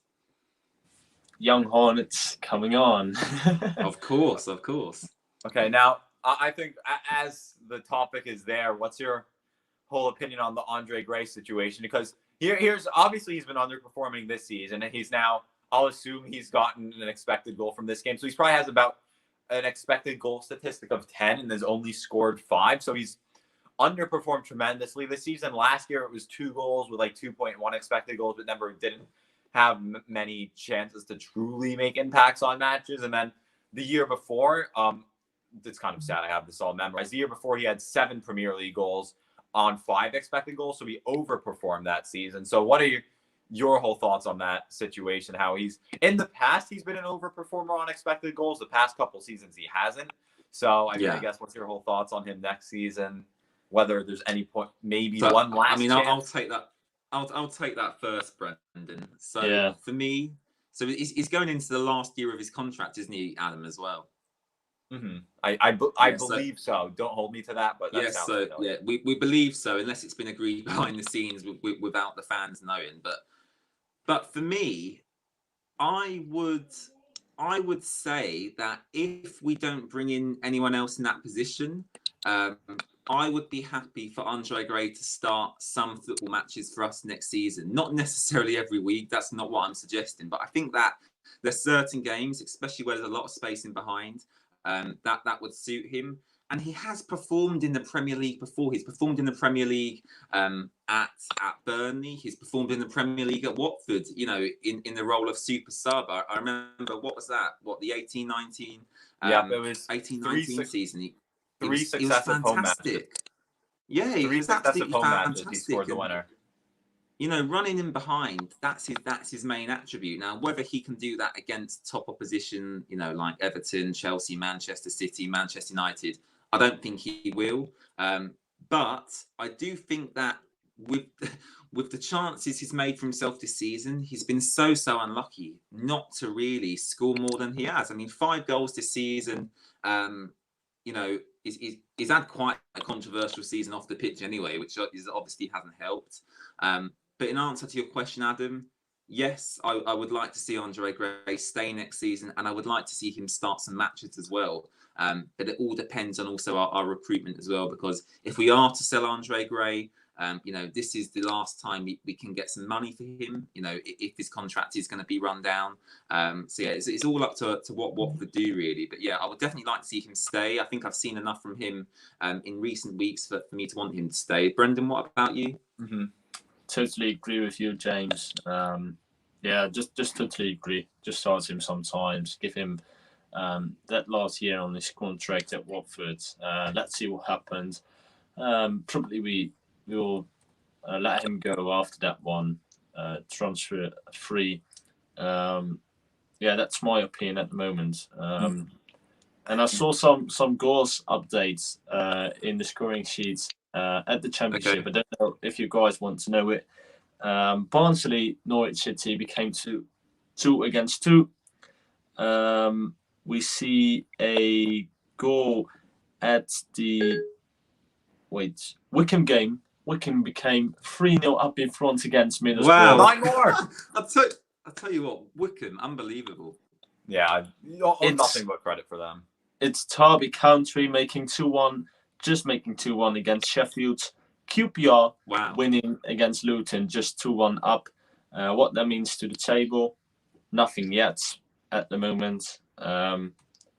We see it means something to the table because Derby County is in safety now, and Rotherham looks to go down into the League One. It's crazy. It's crazy. Crazy scenes in the bottom of the league. And just talking about this, Matt, I mean, if I'm Swansea, I am very concerned about this result right now. Like, again, not that it has any implications in terms of playoffs, but look at who we have on the pitch compared to who they do. It's well. What a scene. And then my whole opinion on the Gray thing, I guess we'll see it in the Keep or Sell article. I mean, we will. I'll give you a sneak peek.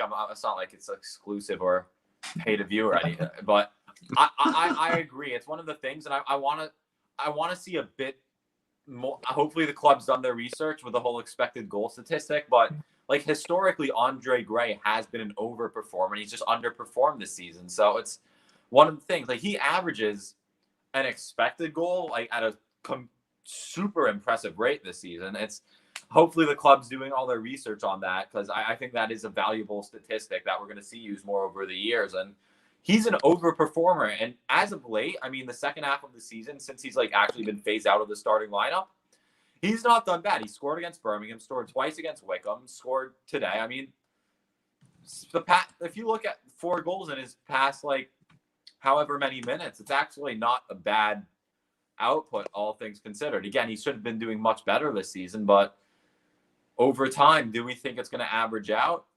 I wouldn't be totally so shocked. So I think, especially considering it's likely the last year, and especially if no teams comes knocking, there will be matches which suit him better. And if not, super sub Andre Gray, we've seen it in the past. I don't think it's a bad thing to have. Oh, I don't think it's a bad thing to have either. And look, going into next season, we do have, there's already a lot of quality within the squad, but I still do think we need to add to that. In terms of positions we actually need to go out and strengthen, left back for me is definitely one, and obviously we're seeing that with the Ashley Young rumours at the moment. Where else do we need to strengthen? Centre back, I don't necessarily think we have to strengthen. Right back, even I think with Kiko and Jeremy Ngakia, I think we're sorted there, and unless the club look to loan Ngakia out. Midfield again, I think we're sorted. So for me, left back is a position, and probably left wing as well. I think we also need to strengthen as well. I don't know about you guys, but is there anywhere else in the team that you'd like to see get added to? I think the first thing is, again, it's going to be what the Pozos want in terms of guarantees versus like, let's stick with what we have. Like, again, for center back, I wouldn't be shocked to see someone, but I don't think we need it. Right back, same case. Wouldn't be shocked, but don't think we need it. I obviously we were just that was an atrocious corner from Zinkernagel. Anyway, I think it does just contrast what we said, but I still would like to see another center forward come in, because again, we need goals. Like, we need the guarantee of goals. And as much as I want greatest, I also don't think like he's someone that sometimes I feel our issue is we keep starting players over and over again that like aren't in form. Like, I wouldn't mind keeping Ray at all, but if that means he has to start a bunch of matches rather than based on form, then okay, maybe not. But I just think we do need another center forward, and maybe we'll get that with Cucho coming back. Maybe Cucho Hernandez is that other center forward we need. João Pedro coming on here, and I'm just going to stop you there. João Pedro coming on for Carlos Sanchez, and Will Hughes also Zinkernagel coming off. Will Hughes coming on for Zinkenagel, so that really, really exciting. Hopefully, João Pedro, I really want him to get up to that 10-goal mark, guys, but he's really struggled to do that in recent weeks. And we've got another guest on now as well, actually. And we're going to add Stuart from the Golden Boys 1881 Twitter account in. So let's welcome Stuart to the stream. Stuart, hello. You're having a great day, man. How are you doing, and what have you made of the game so far? I haven't got the stream up right now, but seems pretty good so far. 1-0 up. Yeah, Phil, I'm good, thanks. I wonder how you are. I'm very good. We were just talking about, positions that would want to see Watford strengthen in the summer. I mentioned left back.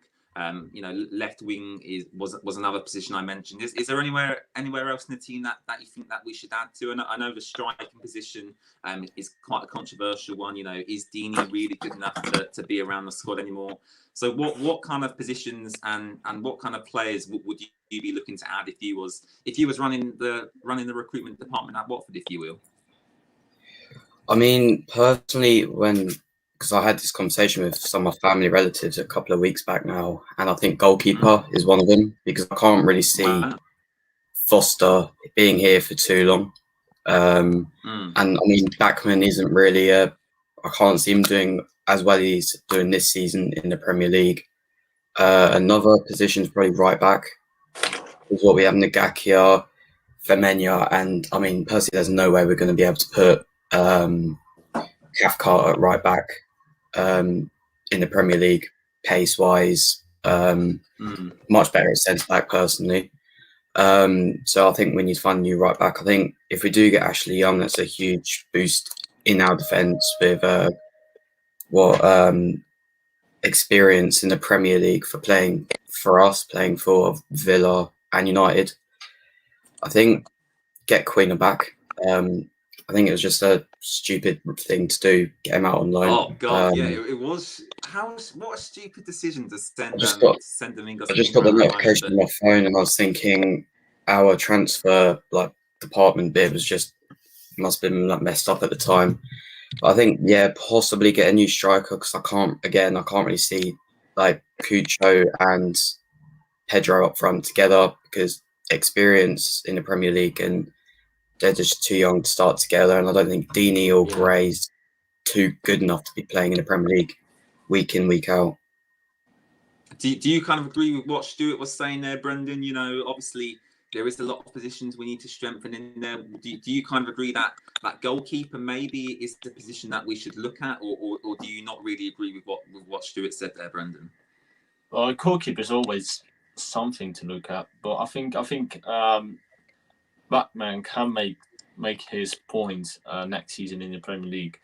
But as you said, Stuart, Ben Foster is not extension for that long anymore.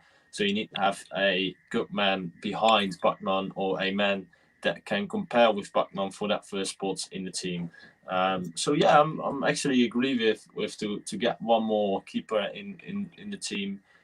We have, of course, Elliott, but he's not the one that kind of play Premier League games for Watford. So just waiting for a other keeper that can compare and fighting for that spot in the first team with Bachmann and Ben Foster. I also think it's going to help that the transfer window, I'm pretty sure, it closes after the first few games rather than before the season starts. So we'll be able to see if after the first 2 or 3 games, Bachmann's not going to cut it, then we'd still have time to bring someone in. I think a lot of it's contingent on whether Foster stays or goes. Because if he goes and we're going to spell on a keeper anyway, then obviously we might as well. But I think it's going to be helpful that we'll at least get to see Bachmann in a couple of Premier League games before we have to truly commit for the rest of the season. Another thing about goalkeepers, though, is because we got Dahlberg out on loan somewhere in Sweden, but then I can't see him playing for us, because I think before he went on loan, he said in an interview that he's missing playing time. And he's desperate to play for Watford, but then he just didn't get the time. And also that transfer rumour of Carl Darlow from Newcastle. So if we sign him, I could see him starting. I could see him starting if he does join us, but I don't think Dahlberg will be at the club for much longer. Yeah. And I can't see Foster at the club for too much longer either. I think I'm pretty sure there was stuff about Dahlberg recently where it's like he's unsure about his future because he wants to play at Vicarage Road, and I mean he's done really well and put a name for himself in Sweden, but he's only going to want to wait so long before he finds a permanent club. Like as a keeper, you want some solidity, and he's not going to want to keep going out on loan. And I think he does have great quality, so hopefully we can keep loaning him out, but it's just going to be interesting that maybe he might not want to stay. And I think if Darlow comes in, I don't think we necessarily need him.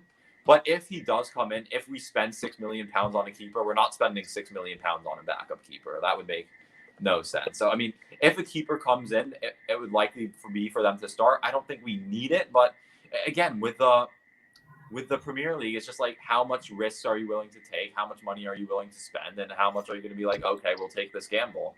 And like, as you said, like, I mean, like with right back, for example, it's like I think we do have enough, but again, it's a bit maybe right now it's a bit of a gamble. So it's just going to be interesting to see because we obviously can't spend.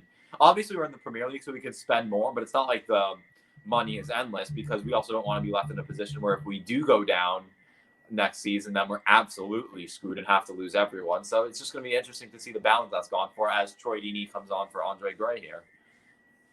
Got a score update here from Caroline. So it's currently now Derby 2, Sheffield Wednesday 2. So very, very interesting development in that game. And as Adam said, Troy Deeney is coming on for Andre Gray. So that's really good to see.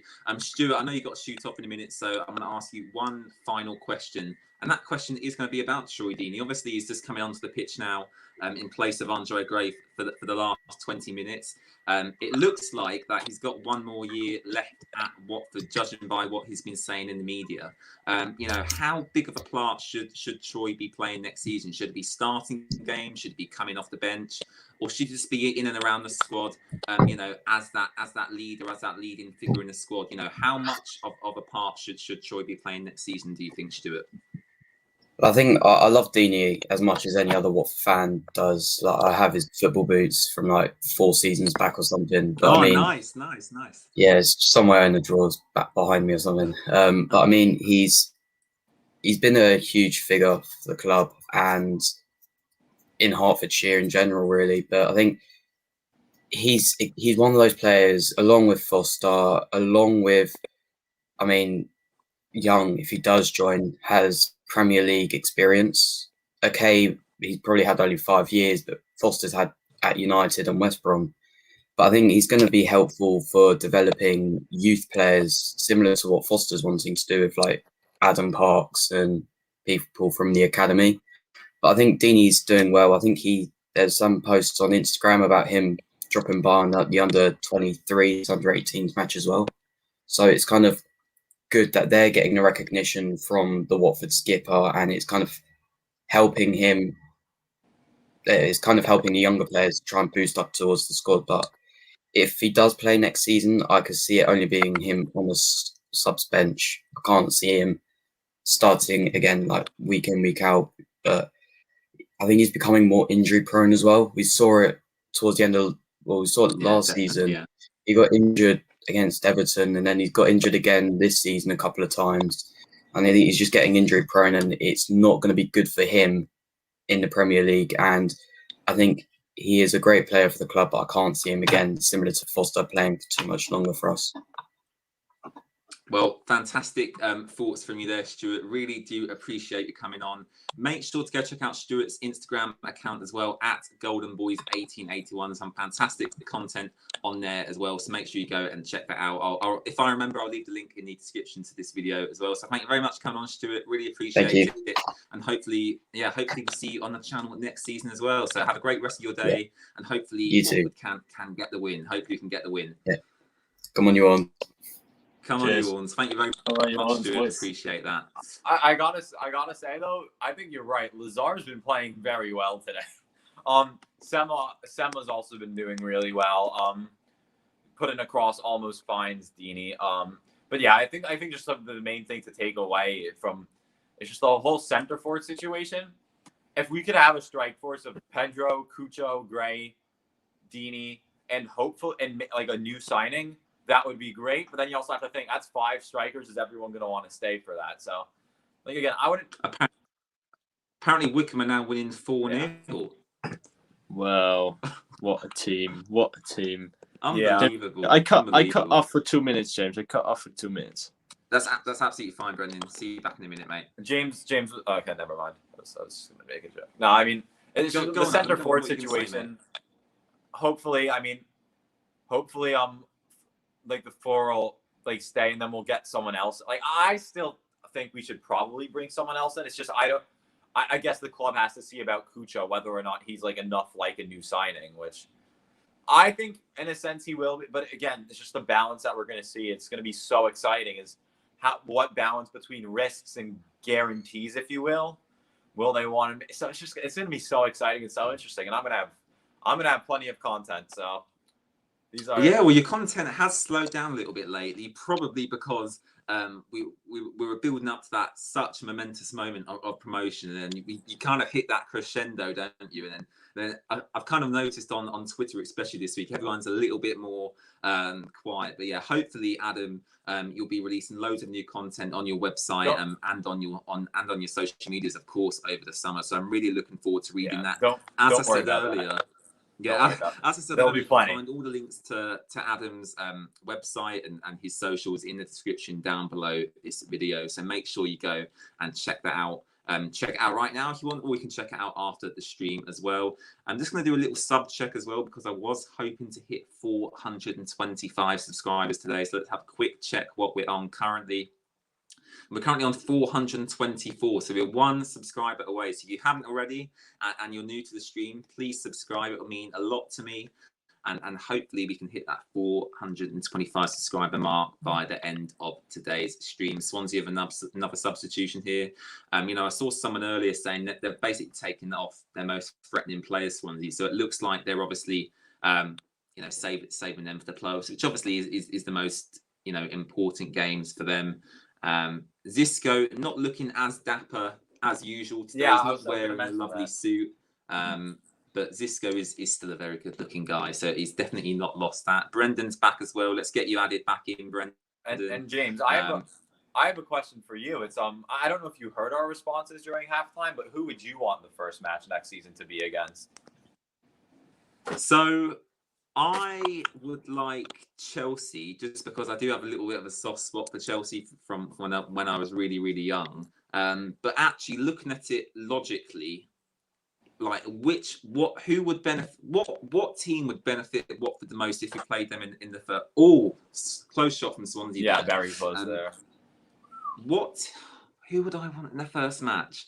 So first of all, can I just say I'm actually on holiday for that first match. So for me personally, I want a away match, obviously, just because I don't want to miss a home game. So first of all, sorry to be down. I want an away game first. And I would like to go away to... Who would like to... Oh, God, it's such a difficult decision. Can I say... Oh, God. I don't know what you guys said, you see. You guys might have said Manchester City. I don't know. I want Watford to play away to Arsenal. Oh, I said home against Arsenal. I said home, but yeah, I mean, I think that's the perfect team because like they're going to be in absolute turmoil whether they're at home or away. Their fans are going to be against them. It's like they're not going to have a very good transfer window because they're not having European football. It's like I think that's just the perfect match. You have a team high on momentum, like our fans are going to be going mental, and then you have their fans ready to destroy the club for like so. It's. I'll tell you what, Arsenal Fan TV was a good watch a couple of nights ago. I've got to say, fantastic. I was good for an Everton game to see Richardson and things like that. Just Everton, just the team Everton. That's Decore as well, Brendan, of course, as well. Yeah, Decore as well, back home. But I need to update you guys about the bottom of the league. Sheffield Wednesday come one up in front, 3-2 to them. But the thing is, that means Rotherham stay up, right?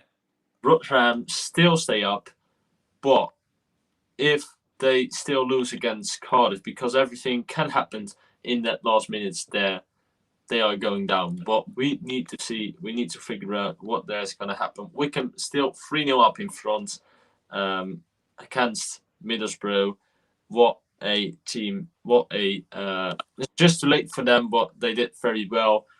Just got a message from someone who said, I was not following the Championship, bottom of the league, and now I see in the last day, what a last day for that teams it is today. But let's take a look. Barnsley still 2-2. I'll miss this league a bit. Well, I'll miss it. I know James was posting about that. It's a fun league, honestly. I'm gonna miss the thing I'm gonna miss most. In fact, there's two things I'm gonna miss most, right? So obviously the obvious one, number one, having no VAR to ruin our goal celebrations, because every time we've scored this season, unless the lino's flagged for offside, we know it's a goal, right? So I'm gonna miss not being able to celebrate goals maybe as excitedly as I used to. The second thing is the competitiveness of the Championship. Earlier this season, Wickham, who are going to get relegated, unfortunately, they gave us a really, really good game. They should have beat us that match. They should have beat us in that match. And unfortunately, in the Premier League, it's not going to be as easy. You can't just rock up at Manchester City and, this season for Watford, we can go to every team. Ben Wilmot getting some minutes as well. That's good to see. But this season we can go to every team and we know we can beat them. We know we've got the quality, but also the team playing us, they also know they can beat us, and they know if it's their day, they can beat us. Whereas in the Premier League, Manchester United, Chelsea, Manchester City, Everton, Leeds, Arsenal, these are huge teams with fantastic players.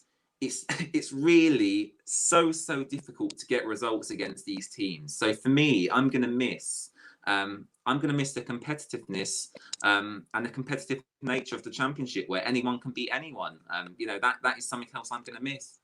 Yeah. Today we see already some examples as well in the Cardiff game, in the Middlesbrough game against Wickham. So that you've got there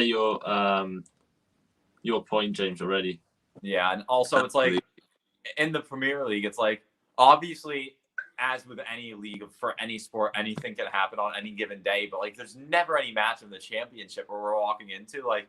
Obviously, we can feel bad about a match and be worried about it, but there's not like, okay, like I'm coming in and watching us lose this match. It's like, as you said, it's the competitiveness. Like everything is just like, there's no lack of competitiveness. The top playing the bottom is by no means a guaranteed result. Like, whereas in the Prem, there's going to be some matches like, okay, we could hopefully get something there, but it's like also a lot of it's just like, it doesn't feel like we're just a tool for some of the bigger teams to get points, Yeah, absolutely. We've got another guest coming in now. Not on camera because his camera is not working at the moment, but we are going to be adding George from Watford FC News into the stream. So if you haven't already, one of the biggest Watford accounts on Instagram, Watford FC News, over 4,000 followers.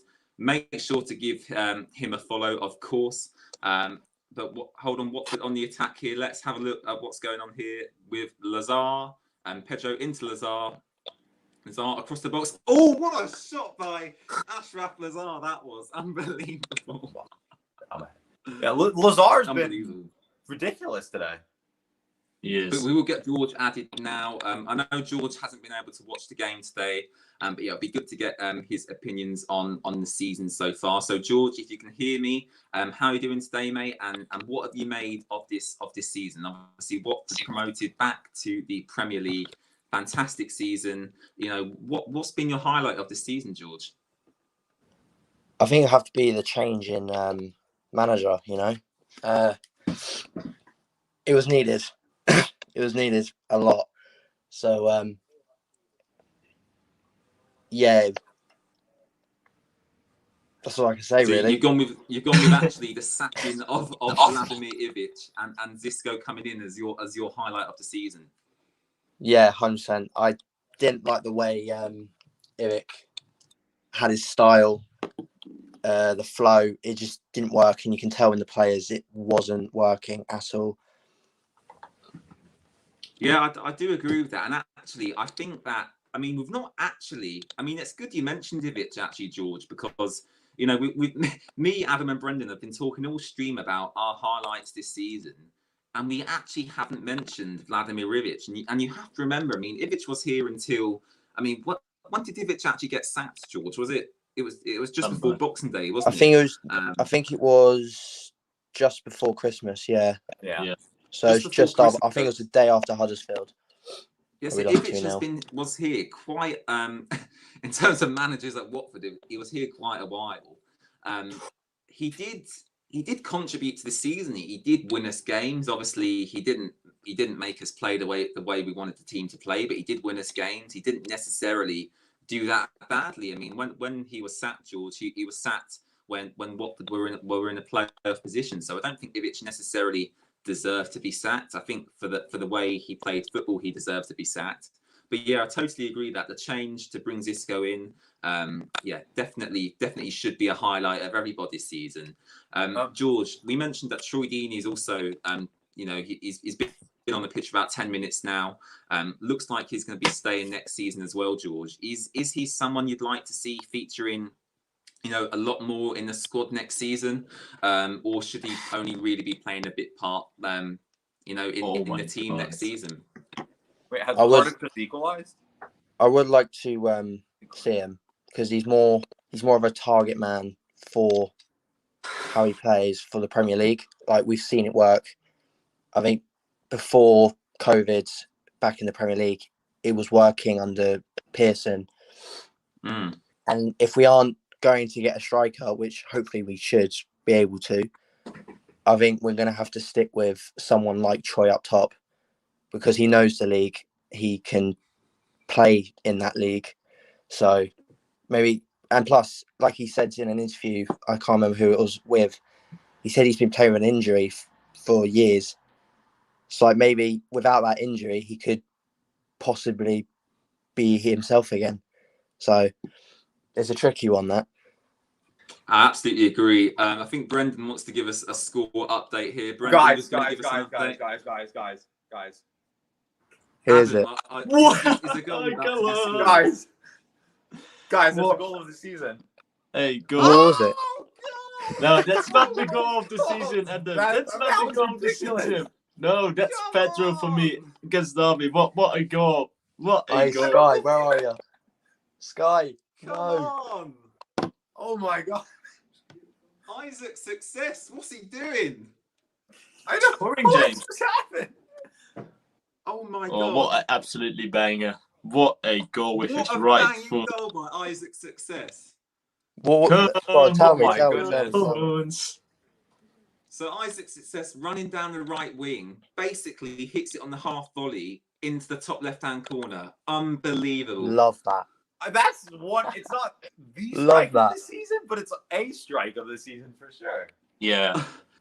Yeah, the thing was, I could see Adam's reaction because Adam's streams ahead of mine, so I could see them trying to contain their excitement. There's also other stuff going on around the grounds, which is absolutely mental at the bottom of the table, as it seems like. Yeah, give us an update on what's happening at the bottom of the table. It is mental guys. at the bottom of the table at the moment. It's absolutely mental, Adam, isn't it? Cardiff equalized, so Rotherham went in the relegation zone, and then it seems like literally just now, Derby have. I don't even know what's going on anymore. You know what, Adam? 3-3 Derby. You know what was happened? Just 1 minute before, as you said, Cardiff equalised. At that moment, Sheffield Wednesday was just up in front.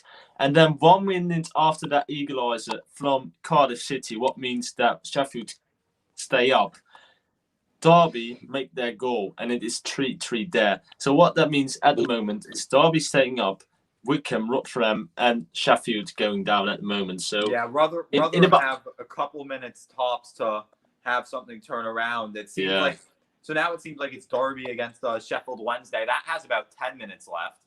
So that there's still everything to play for in that match. Oh, I don't believe that. It's crazy. I watched that numbers, and it was about between 20 seconds that the goal in the Rotherham game was, and then Derby scored the 3-3, and that means Derby is safe and Sheffield going down. Okay. But if Sheffield scores once more time, Sheffield stay up. It's really, really, really, really lovely to see. I'm going to be honest. I was going to make a bet with my friend today, and I did make a bet, and he didn't accept it, and it was a bet that Success and Gray would score today. So there's way. actual. I can screenshot. Like, I'll send it to you after. There is the text message where I offer that bet, and he turns it down because I was asking for a bit too much. But that is a thing that I've actually done, and I have proof of that. So don't. Oh my god. Yeah, George, if you've not, because I know you're not watching the Hive live today, George. If you've not seen the goal, I'm sure someone's probably posted it on Twitter. It's such a banging goal, man. I'll definitely have a look at that later. Yeah, unbelievable. 100%. If this game had more importance, that's definitely in the goal of the season talk. I'm just. But I can't believe we're winning this game 2-0 with the Look players at you who put we out. started. It's amazing. Came back to And that George- goal of the season. Jordan, I know you're not watching the game, but can I just say, I know you're not the biggest fan of Ashraf Lazar, because I know we messaged on Instagram all the time about him. But Lazar has played really well today, mate. Yeah, I heard. Might have to change my opinion on that, you know. I mean, also another thing to note is we're a minute away from equaling the best ever championship defensive record. Yeah, Wow. My a home record as well, isn't it? Yeah, I think we've conceded 3 goals. I might be wrong here, but I think it's like 3 goals in 12 games at Vicarage Road. But I might be wrong here. By Yeah, I'm pretty sure we've only conceded 30 goals all season, which is tied for the record. Because I know against Brentford, the conceding 2 made us so we couldn't be the outright winners of it. So don't see how. Yeah, 30 goals conceded, 6 better than Norwich. That's ridiculous. And that's the one thing I think we do have to give Ivic a lot of credit for as well. 100%. I think we had the leaky. Well, it wasn't even leaky, but we had a lot of defensive issues in the Premier League, and he changed. I don't think we'd be any better in defence now if it weren't for Ivic at all. I might have jinxed it though, as Swansea have a free kick from about 22 yards out. So I probably jinxed it, but no, it's like 30 yards out. They pushed it. That's back incredible. 6-1 Coventry against Millwall. Yeah. And 5-2 Blackburn. What a final day this has been. It has been, James. It has been. How many minutes? I don't know. Wow. 2. Well, QPR 3-1 up in front against Luton. That's always great to hear. Full time, 2-0. Well done, Great win. QPR. Well done. Let's just make sure they don't get this free kick. Fine. It's over. Presents 1-1. Rotherham are relegated. See Yeah. you in the Prem. Oh, is the match over for you, Adam? Yep. Wow, there we go. We still had a free kick. Come on. Yeah, I'm still on the free kick, Brendan. As I am. It's over. We in the Prem. Come on. We're in the Premier League. Come on. Premier League. So we are Premier League. We are Premier League. Premier League. So we are Premier League. Come on, boys. This is Come on. amazing. Next competitive minute we play is in the Premier League. Oh, Yeah. fantastic. George, Rotherham is 14th. relegated. Rotherham Before are you go, relegated. George, I might I want be to, able to get the match, the other match on. yeah, before ESPN George Plus. goes, I just want to ask him his player of the season, of course. As we've asked all our guests today, George, a lot of I say a lot of people. Everyone I has said have Ismaila the Sarr Derby is- Sheffield match on for after. A lot of people have said Ismaila Sarr is their player of the season, George. I'm going to ask you the same question. Is Ismaila Sarr your player of the season, or is it going to be someone different? Maybe like a Kika Femenir, a Francisco Sirielta? What is your player of the season, George? It is a difficult one because it is between Sarr and Femenia. Because for a player that was linked with a big move in Femenia to the Liga, I think it was, to continue to play for the badge and just to consistently just have some good performances, it can't match Sarr. Like, he's been the danger man on that right hand side. Like, I can't imagine where we'd be with without Sarr on that right hand side. So I'm gonna have to say it'll be Sarr as well. So fantastic there, George. Everyone has gone for Ismaila Sarr today as their player of the season. Great way to end the stream as well. We do have a couple more guests coming on, I believe, as well. Yeah. I've just got to send them the link on Instagram. Adam, do you need to pop off, mate? No, I'm just saying I do have the Derby Sheffield Wednesday match. It's the 86th minute. They've gotten news at the stadium, and because we saw a couple of the players on Derby's bench get yellow carded for going down and they ran the length of the pitch to tell their players to slow it down. Oh really? Yeah, it's right now. So obviously, I'll just say if there's any updates, but right now it's end-to-end stuff. Sheffield Wednesday looking for the goal. They're the team. So thank you, Adam, for that. Thank you, George, as well, for coming on. I really do appreciate it. I'm going to quickly explain what you do on your Instagram, George. Obviously, you are pretty much the biggest Watford account on Instagram. Do you want to quickly explain what you do on there and kind of the content you post? I just do matchday posts, posts to engage with the followers, and I think that's about it, really. I can't think of anything else from the top of my head.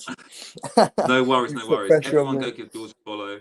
Really, really nice guy. Fantastic edits. And Thank yeah, you. you'll be continuing the edits next season as well, won't you, George, as well? Yeah, 100%. Absolutely fantastic. So, George, thank you very much for coming on. Really appreciate you being here. And I'm sure I'll chat to you a little bit later today as well. So thank you very much for coming on, mate. Thank you. Something we also have to do before the end of the stream is we all need to say our goals of the season. Goal of the season, yes, of course. Brendan, do you want to start us off with goal of the season? Juan Pedro against Derby County. 100%. Oh, you know what? That is a shout, but that is not my goal of the season. Adam, what's your goal of the season? Brendan's gone with João Pedro, that curling strike against Derby County away. What about you, mate? It was so tough for me to vote because Messina's was the best in terms of like pure joy. But if I'm just thinking talent and goal as a whole, I said Sarr's second against Reading. It's just the angle and the technique and the power. I just think I think there's not enough clips that do it justice. I think Chalobah's against Derby was not Derby. Chalobah's against Cardiff was a great goal, but I just don't think there's any technique wise. Sarr's second against Reading is those you hardly ever see. You see, I think the Pedro goal is a good shout, but you see those score that Sarr second versus Reading was something special, and the assist was pretty nice too. Sarr's winning everything. Yeah, yeah. Player of the season, goal of the season. What other awards is there? Yeah, YouTuber of the season. It will be Matt Foster or Pedro. The Watford way, yeah, it could be. Yeah, that would be great. Derby County is still 3-3, by the way. Yeah, wow, I'm watching the game right now because it's on ESPN Plus. So it's 89th minute. Sheffield Wednesday with the ball near mid pitch. They've been the team probing for the last couple of minutes. We've got one more guest to add in before the end of the stream as well. Rudy has featured in a couple of streams lately. Young Watford fans, let's get Rudy added in to get his thoughts on the season and on the game, of course, because Watford did win 2-0 today. Fantastic win. Obviously didn't mean anything, but we did win the game. So let's get Rudy added in as well. Rudy, you must be absolutely delighted with that win. Andre Gray and Isaac's success on the score sheets. What did you make of that, mate? Yeah, I thought it was a really good performance, especially from Gray and Success. I think they did really well, actually, and especially Lazar as well. I thought definitely did well, and I thought everyone put in a shift today, which, is really good. Yeah, it's absolutely fantastic. And what did you make of Isaac's Success's ridiculous strike? I mean, Isaac's Success all season has not really been involved at all, but that was such a fantastic strike, into that top left-hand corner, wasn't it? Yeah, it was. It was a really good strike. Yeah, I didn't really expect it, but he did really well, and really good strike from him. Looks like Adam's got an update from his game as well. Adam, do you want to quickly update us what's going on? It's still 3-3. They've added 6 minutes though, and Sheffield Wednesday, Derby are taking their time with a goal kick here. But if there's going to be another goal, it's likely to be a Sheffield Wednesday goal. But you see the Derby players are kicking balls on the pitch. Mike Dean is probably going to send someone off. At No, some point. are they really doing that? Are they really doing that? Oh my god! Yeah, there was about 7 balls on the pitch. Like, Well. Sunday league scenes. no, I mean it's gonna go greater than the minimum 6, it seems, but it's going down to the wire here. Rudy, we've asked every guest who's come on today, who their player of the season is. Everybody, literally everybody has said Ismail Assar. So I'm going to ask the same question to you, Rudy. Who is your Watford FC player of the season for the 2020-21 campaign? I'm going to go with Kiko because I think he's the one who I think has been quite consistent throughout, I think. And nearly every performance he's put in has been, exceptional. So I think I'd probably go with him because I think to finish on a high as well, and unfortunately he can't play today, I think I'm in a good mood. So I'll go with Kiko, I think. Absolutely fantastic. Something different as well, rather than everyone saying Ismail Assar. On the Hive Live there as well, Watford were just talking about the end of season awards that happening on Tuesday. So if you want to watch the actual awards ceremony for the Watford players, you have to go onto the Watford official YouTube channel at 7 p.m. on Tuesday to catch that as well. Rudy, just looking back at the whole season, what have you made of it? And obviously, it culminated with us getting back to the Premier League. What were your thoughts on Vladimir Rivic? Was you happy when Xisco arrived? And Xisco's done such a fantastic job, since he's been here, hasn't he? Yeah, he's done a really good job, and I think at the start it was a bit nervy because we didn't really know what to expect. But I think when Xisco came in, it was a little bit nervy as well, but I think he really shown, that he can really, do good tactics, and I thought he did really well, and yeah, that's why we're now promoted to the Prem. Yeah, it's absolutely fantastic. Adam, Brendan, do you have any more updates from obviously these crucial games at the bottom of the table going on in the Championship at the moment? 93rd, it's about to hit the 93rd minute. Derby have taken about 2 hours to take this throw, and there was a corner for Sheffield Wednesday. They told the keeper not to come up. There was a follow-up cross which was spilled by the keeper. There was no follow-up, but there's around 3 minutes left, so it's going down to the wire. One thing I want to say though is our match today, we played really well today. It was a great match. We did. Yeah, I agree. Especially considering it wasn't our strongest lineup versus theirs. It's I was thoroughly enjoyed that. Yeah, thoroughly enjoyed it. Rudy, I'm going to ask you one more question before we let you go. And it was actually a question that someone asked earlier in the stream. And the question is, who, obviously we're promoted back to the Premier League, which is absolutely fantastic. But who do you want on that first game back, Rudy? Do you want a home or away game, first of all? And, out of all the Premier League teams at the moment, obviously, apart from the teams that look like they're going to get relegated, who do you want to play? Because I said I'd like Arsenal away from home. I know Adam said he wanted Arsenal at home. I can't actually quite remember what Brendan said. Everton. So, yeah, Rudy, who would you want for the first game of the new Premier League season? Yeah, it's a difficult one because I think I definitely like to play at home because of, our great pitch, and I think it would be really great to start on the pitch because it would give us the advantage, and I think I'd love to play against Arsenal just because they're one of they're not in the top 6, but it would be great to play them because Arsenal are a mid-table club now, aren't they? Yeah. Yeah. Yeah, so Arsenal at home for you, Rudy. Yeah, Arsenal at home. Arsenal at home. So me, Rudy, and Adam have gone for Arsenal. Brendan's gone for Everton. Very, very interesting stuff. Rudy, thank you very much for coming on. Really do appreciate you being here. It's been great chatting to you this season. And yeah, thank you very much for watching the channel as well, because I see you in the comment section all of the time. So really do appreciate the continued support, Rudy. And I'm sure we'll get you on at times next season as well. So thank you very much for coming on and have a great rest of your day. Yeah, thanks for coming up. Thanks for letting me come on. No worries, mate. Have a great rest of your day.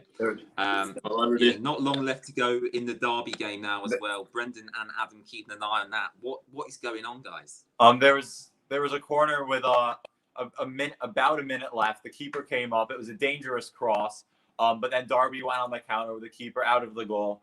There was an open net, so the Sheffield Wednesday player took the yellow card. But there's 15 seconds left in the minimum of 6. I wouldn't be surprised for there to be another minute. Sheffield Wednesday have come really close, but it seems right now it seems a good shout for Derby to go up. It will be for both of them a absolutely great escape. More for Sheffield than for Derby. But as we see in the league table, like we go to the league table at the moment, as it ends in the Championship, it's Wycombe coming to the 22th position, Rotherham going to the 23, and Sheffield at the moment, as it stands, at the last position. As we look to the teams who are going to play, just give a shout, Adam, when the game has come to the end. Boss. Brentford, Swansea, Barnsley, and Bournemouth will play playoffs at Wembley. I don't know who gonna play each other. Do you know that, James? I don't know. Is it number 3 against number 6 and number 4 against number 5? I believe that is how it works. But I could be wrong, but I do believe in previous seasons that should be how the format works for the playoffs. Yeah. So if that's happened, it's Brentford against Bournemouth, and it's Swansea against Barnsley, and after that you get the final, of course. Swansea against Barnsley. You know what? After the way Swansea performed today, I'd fancy Barnsley in that. Yeah, Barnsley, but Barnsley probably in the final at the day that the Champions League final is there as well. And I think Adam has to say something at the moment. Yes, the game is over. Derby, they've been all over the place today, but they stay up in the end. That's over. That's set. And I mean, for either of those teams to go down, it's like those are pretty big names. So I mean, it's crazy to see. Actually, obviously, the game's like only 30 minutes in, but I have the Udinese game on the screen now just to see a couple of our future players. Yeah, but the thing is, I've seen a lot of people talk about Delafou potentially coming back. I mean, I know Delafou is injured at the moment, isn't he? But is that something you guys would maybe like to happen? For me, of course, he's a club legend. Watford legend. I want to see him back because they promise us if we go up to the Premier League, Delafou will be back at Watford. Then the winter came and they signed a contract, a permanent deal with him. So, yeah, for me, I want to see him back at Watford one time if he's fit enough. But I don't know what's Adam his opinion about Delafou coming back to Watford. I mean, people have controversial takes on him. I think at the end of the day, I mean, you look at it, our form tremendously dropped when he wasn't with us last year. He was the only thing getting us any remote points in the first half of the relegation campaign. I mean, he gives us so much, and he has his moments. He has his off days, but he was so pivotal to so many things we did. And to have him and Sarr healthy for a prolonged period of time, I mean, when Sarr and Delafou were both healthy, we had a phenomenal record. And just a bit of a side, I've just seen Pereira and Okaka have some lovely interplay. It's just so... It's kind of funny. Oh wow, Stefano Okaka still going at it for Udinese, is he? I mean, he's not been terrible for them, honestly. But sometimes, if you're in the stands, you're shouting to Gary, "Come on, get up that pitch, running Gary, come on Gary," things like that. You hear all around Vicarage Road always. But he does that phenomenal things. Semi-final FA Cup. What can we say more? Things like that. That's Delafou. That's typical Delafou. I think all Watford fans love to see him one time back at Watford, as the managers promised us, but we don't know when he came back. But we've got promoted to the Premier League. That's the best Watford we got this season. Of course, and I think we should probably wrap up the stream with that statement, Brendan. We are promoted back to the Premier League. We're a Premier League club. We're going to be playing against the biggest clubs in the country. As Adam said on his Twitter, we're going to be playing against the Champions League winners next season, whether that be Chelsea or Super Manchester League, City. James. And that's That's going to be a fantastic game to watch, by the way. So obviously Chelsea, Man City, Champions League final. Make sure to tune into that. If you've got any Arsenal fans watching, unfortunately, you are a mid-table club now. Watford actually probably will finish above you next season. So I'm so sorry about that. But yeah, we are a Premier League club. It's been fantastic providing content for everybody this season. Big shout out to Adam and Brendan, of course, for coming onto the channel this season, for giving up some of their free time to feature on here. So please go give their accounts a follow, whether that's at Watford FC Netherlands on Instagram, Twitter, or whether that's Adam's website, Watford Opinions, or on his Twitter and Instagram pages as well. The links to them are in the description down below. So please go and check that out. Any final words from you guys before we wrap the stream up? Yeah, thanks to all of you that come to watch us this season with the watch-alongs. I think we did the watch-along since Cisco was there. We've got a lovely winning streak. I think we only lost 2 times when we are doing a watch-along, so that's a lovely streak. Let's move on to next season. Probably some, I don't know, James, probably some away games that we did as watch-along. Definitely, yeah. Well, yeah, I mean, hopefully, fingers crossed. Back in the stadium. Yeah, well, they actually released a little bit of information yesterday about season tickets. So hopefully, at some point next week, I should be finally renewing my season ticket for next season. But as Brendan said, I'll be at every home game, so I won't be able to cover them as watch-alongs on here.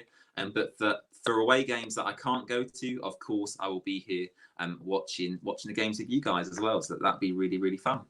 Yeah, so have a great summer to all of you Watford fans, and behind the scenes we're working probably on some small things coming on this summer. We don't know yet, but stay tuned on the Watford Way.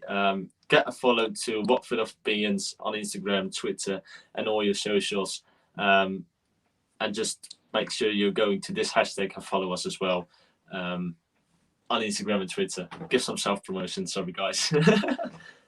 Absolutely fine. So there you go. Thank you very much for watching. That is it until what the middle of August now. What, the 13th, 14th of August is the start of the new Premier League weekend. Fixtures come out at some point in June. So that's really, really exciting to see. Let's see if our fixture predictions come off. We'll have to wait and see on that one. I've been James. I've been joined by Adam and Brendan today. Thank you very much for watching. And we'll catch you for another video tomorrow, because tomorrow I will be going through the whole season, every game, for a Premier League season review. So keep an eye out for that stream tomorrow afternoon. And yes, make sure to tune in for some more content for over the summer and into next season. So thank you very much for watching, and I'll catch you very, very soon. Bye, everyone.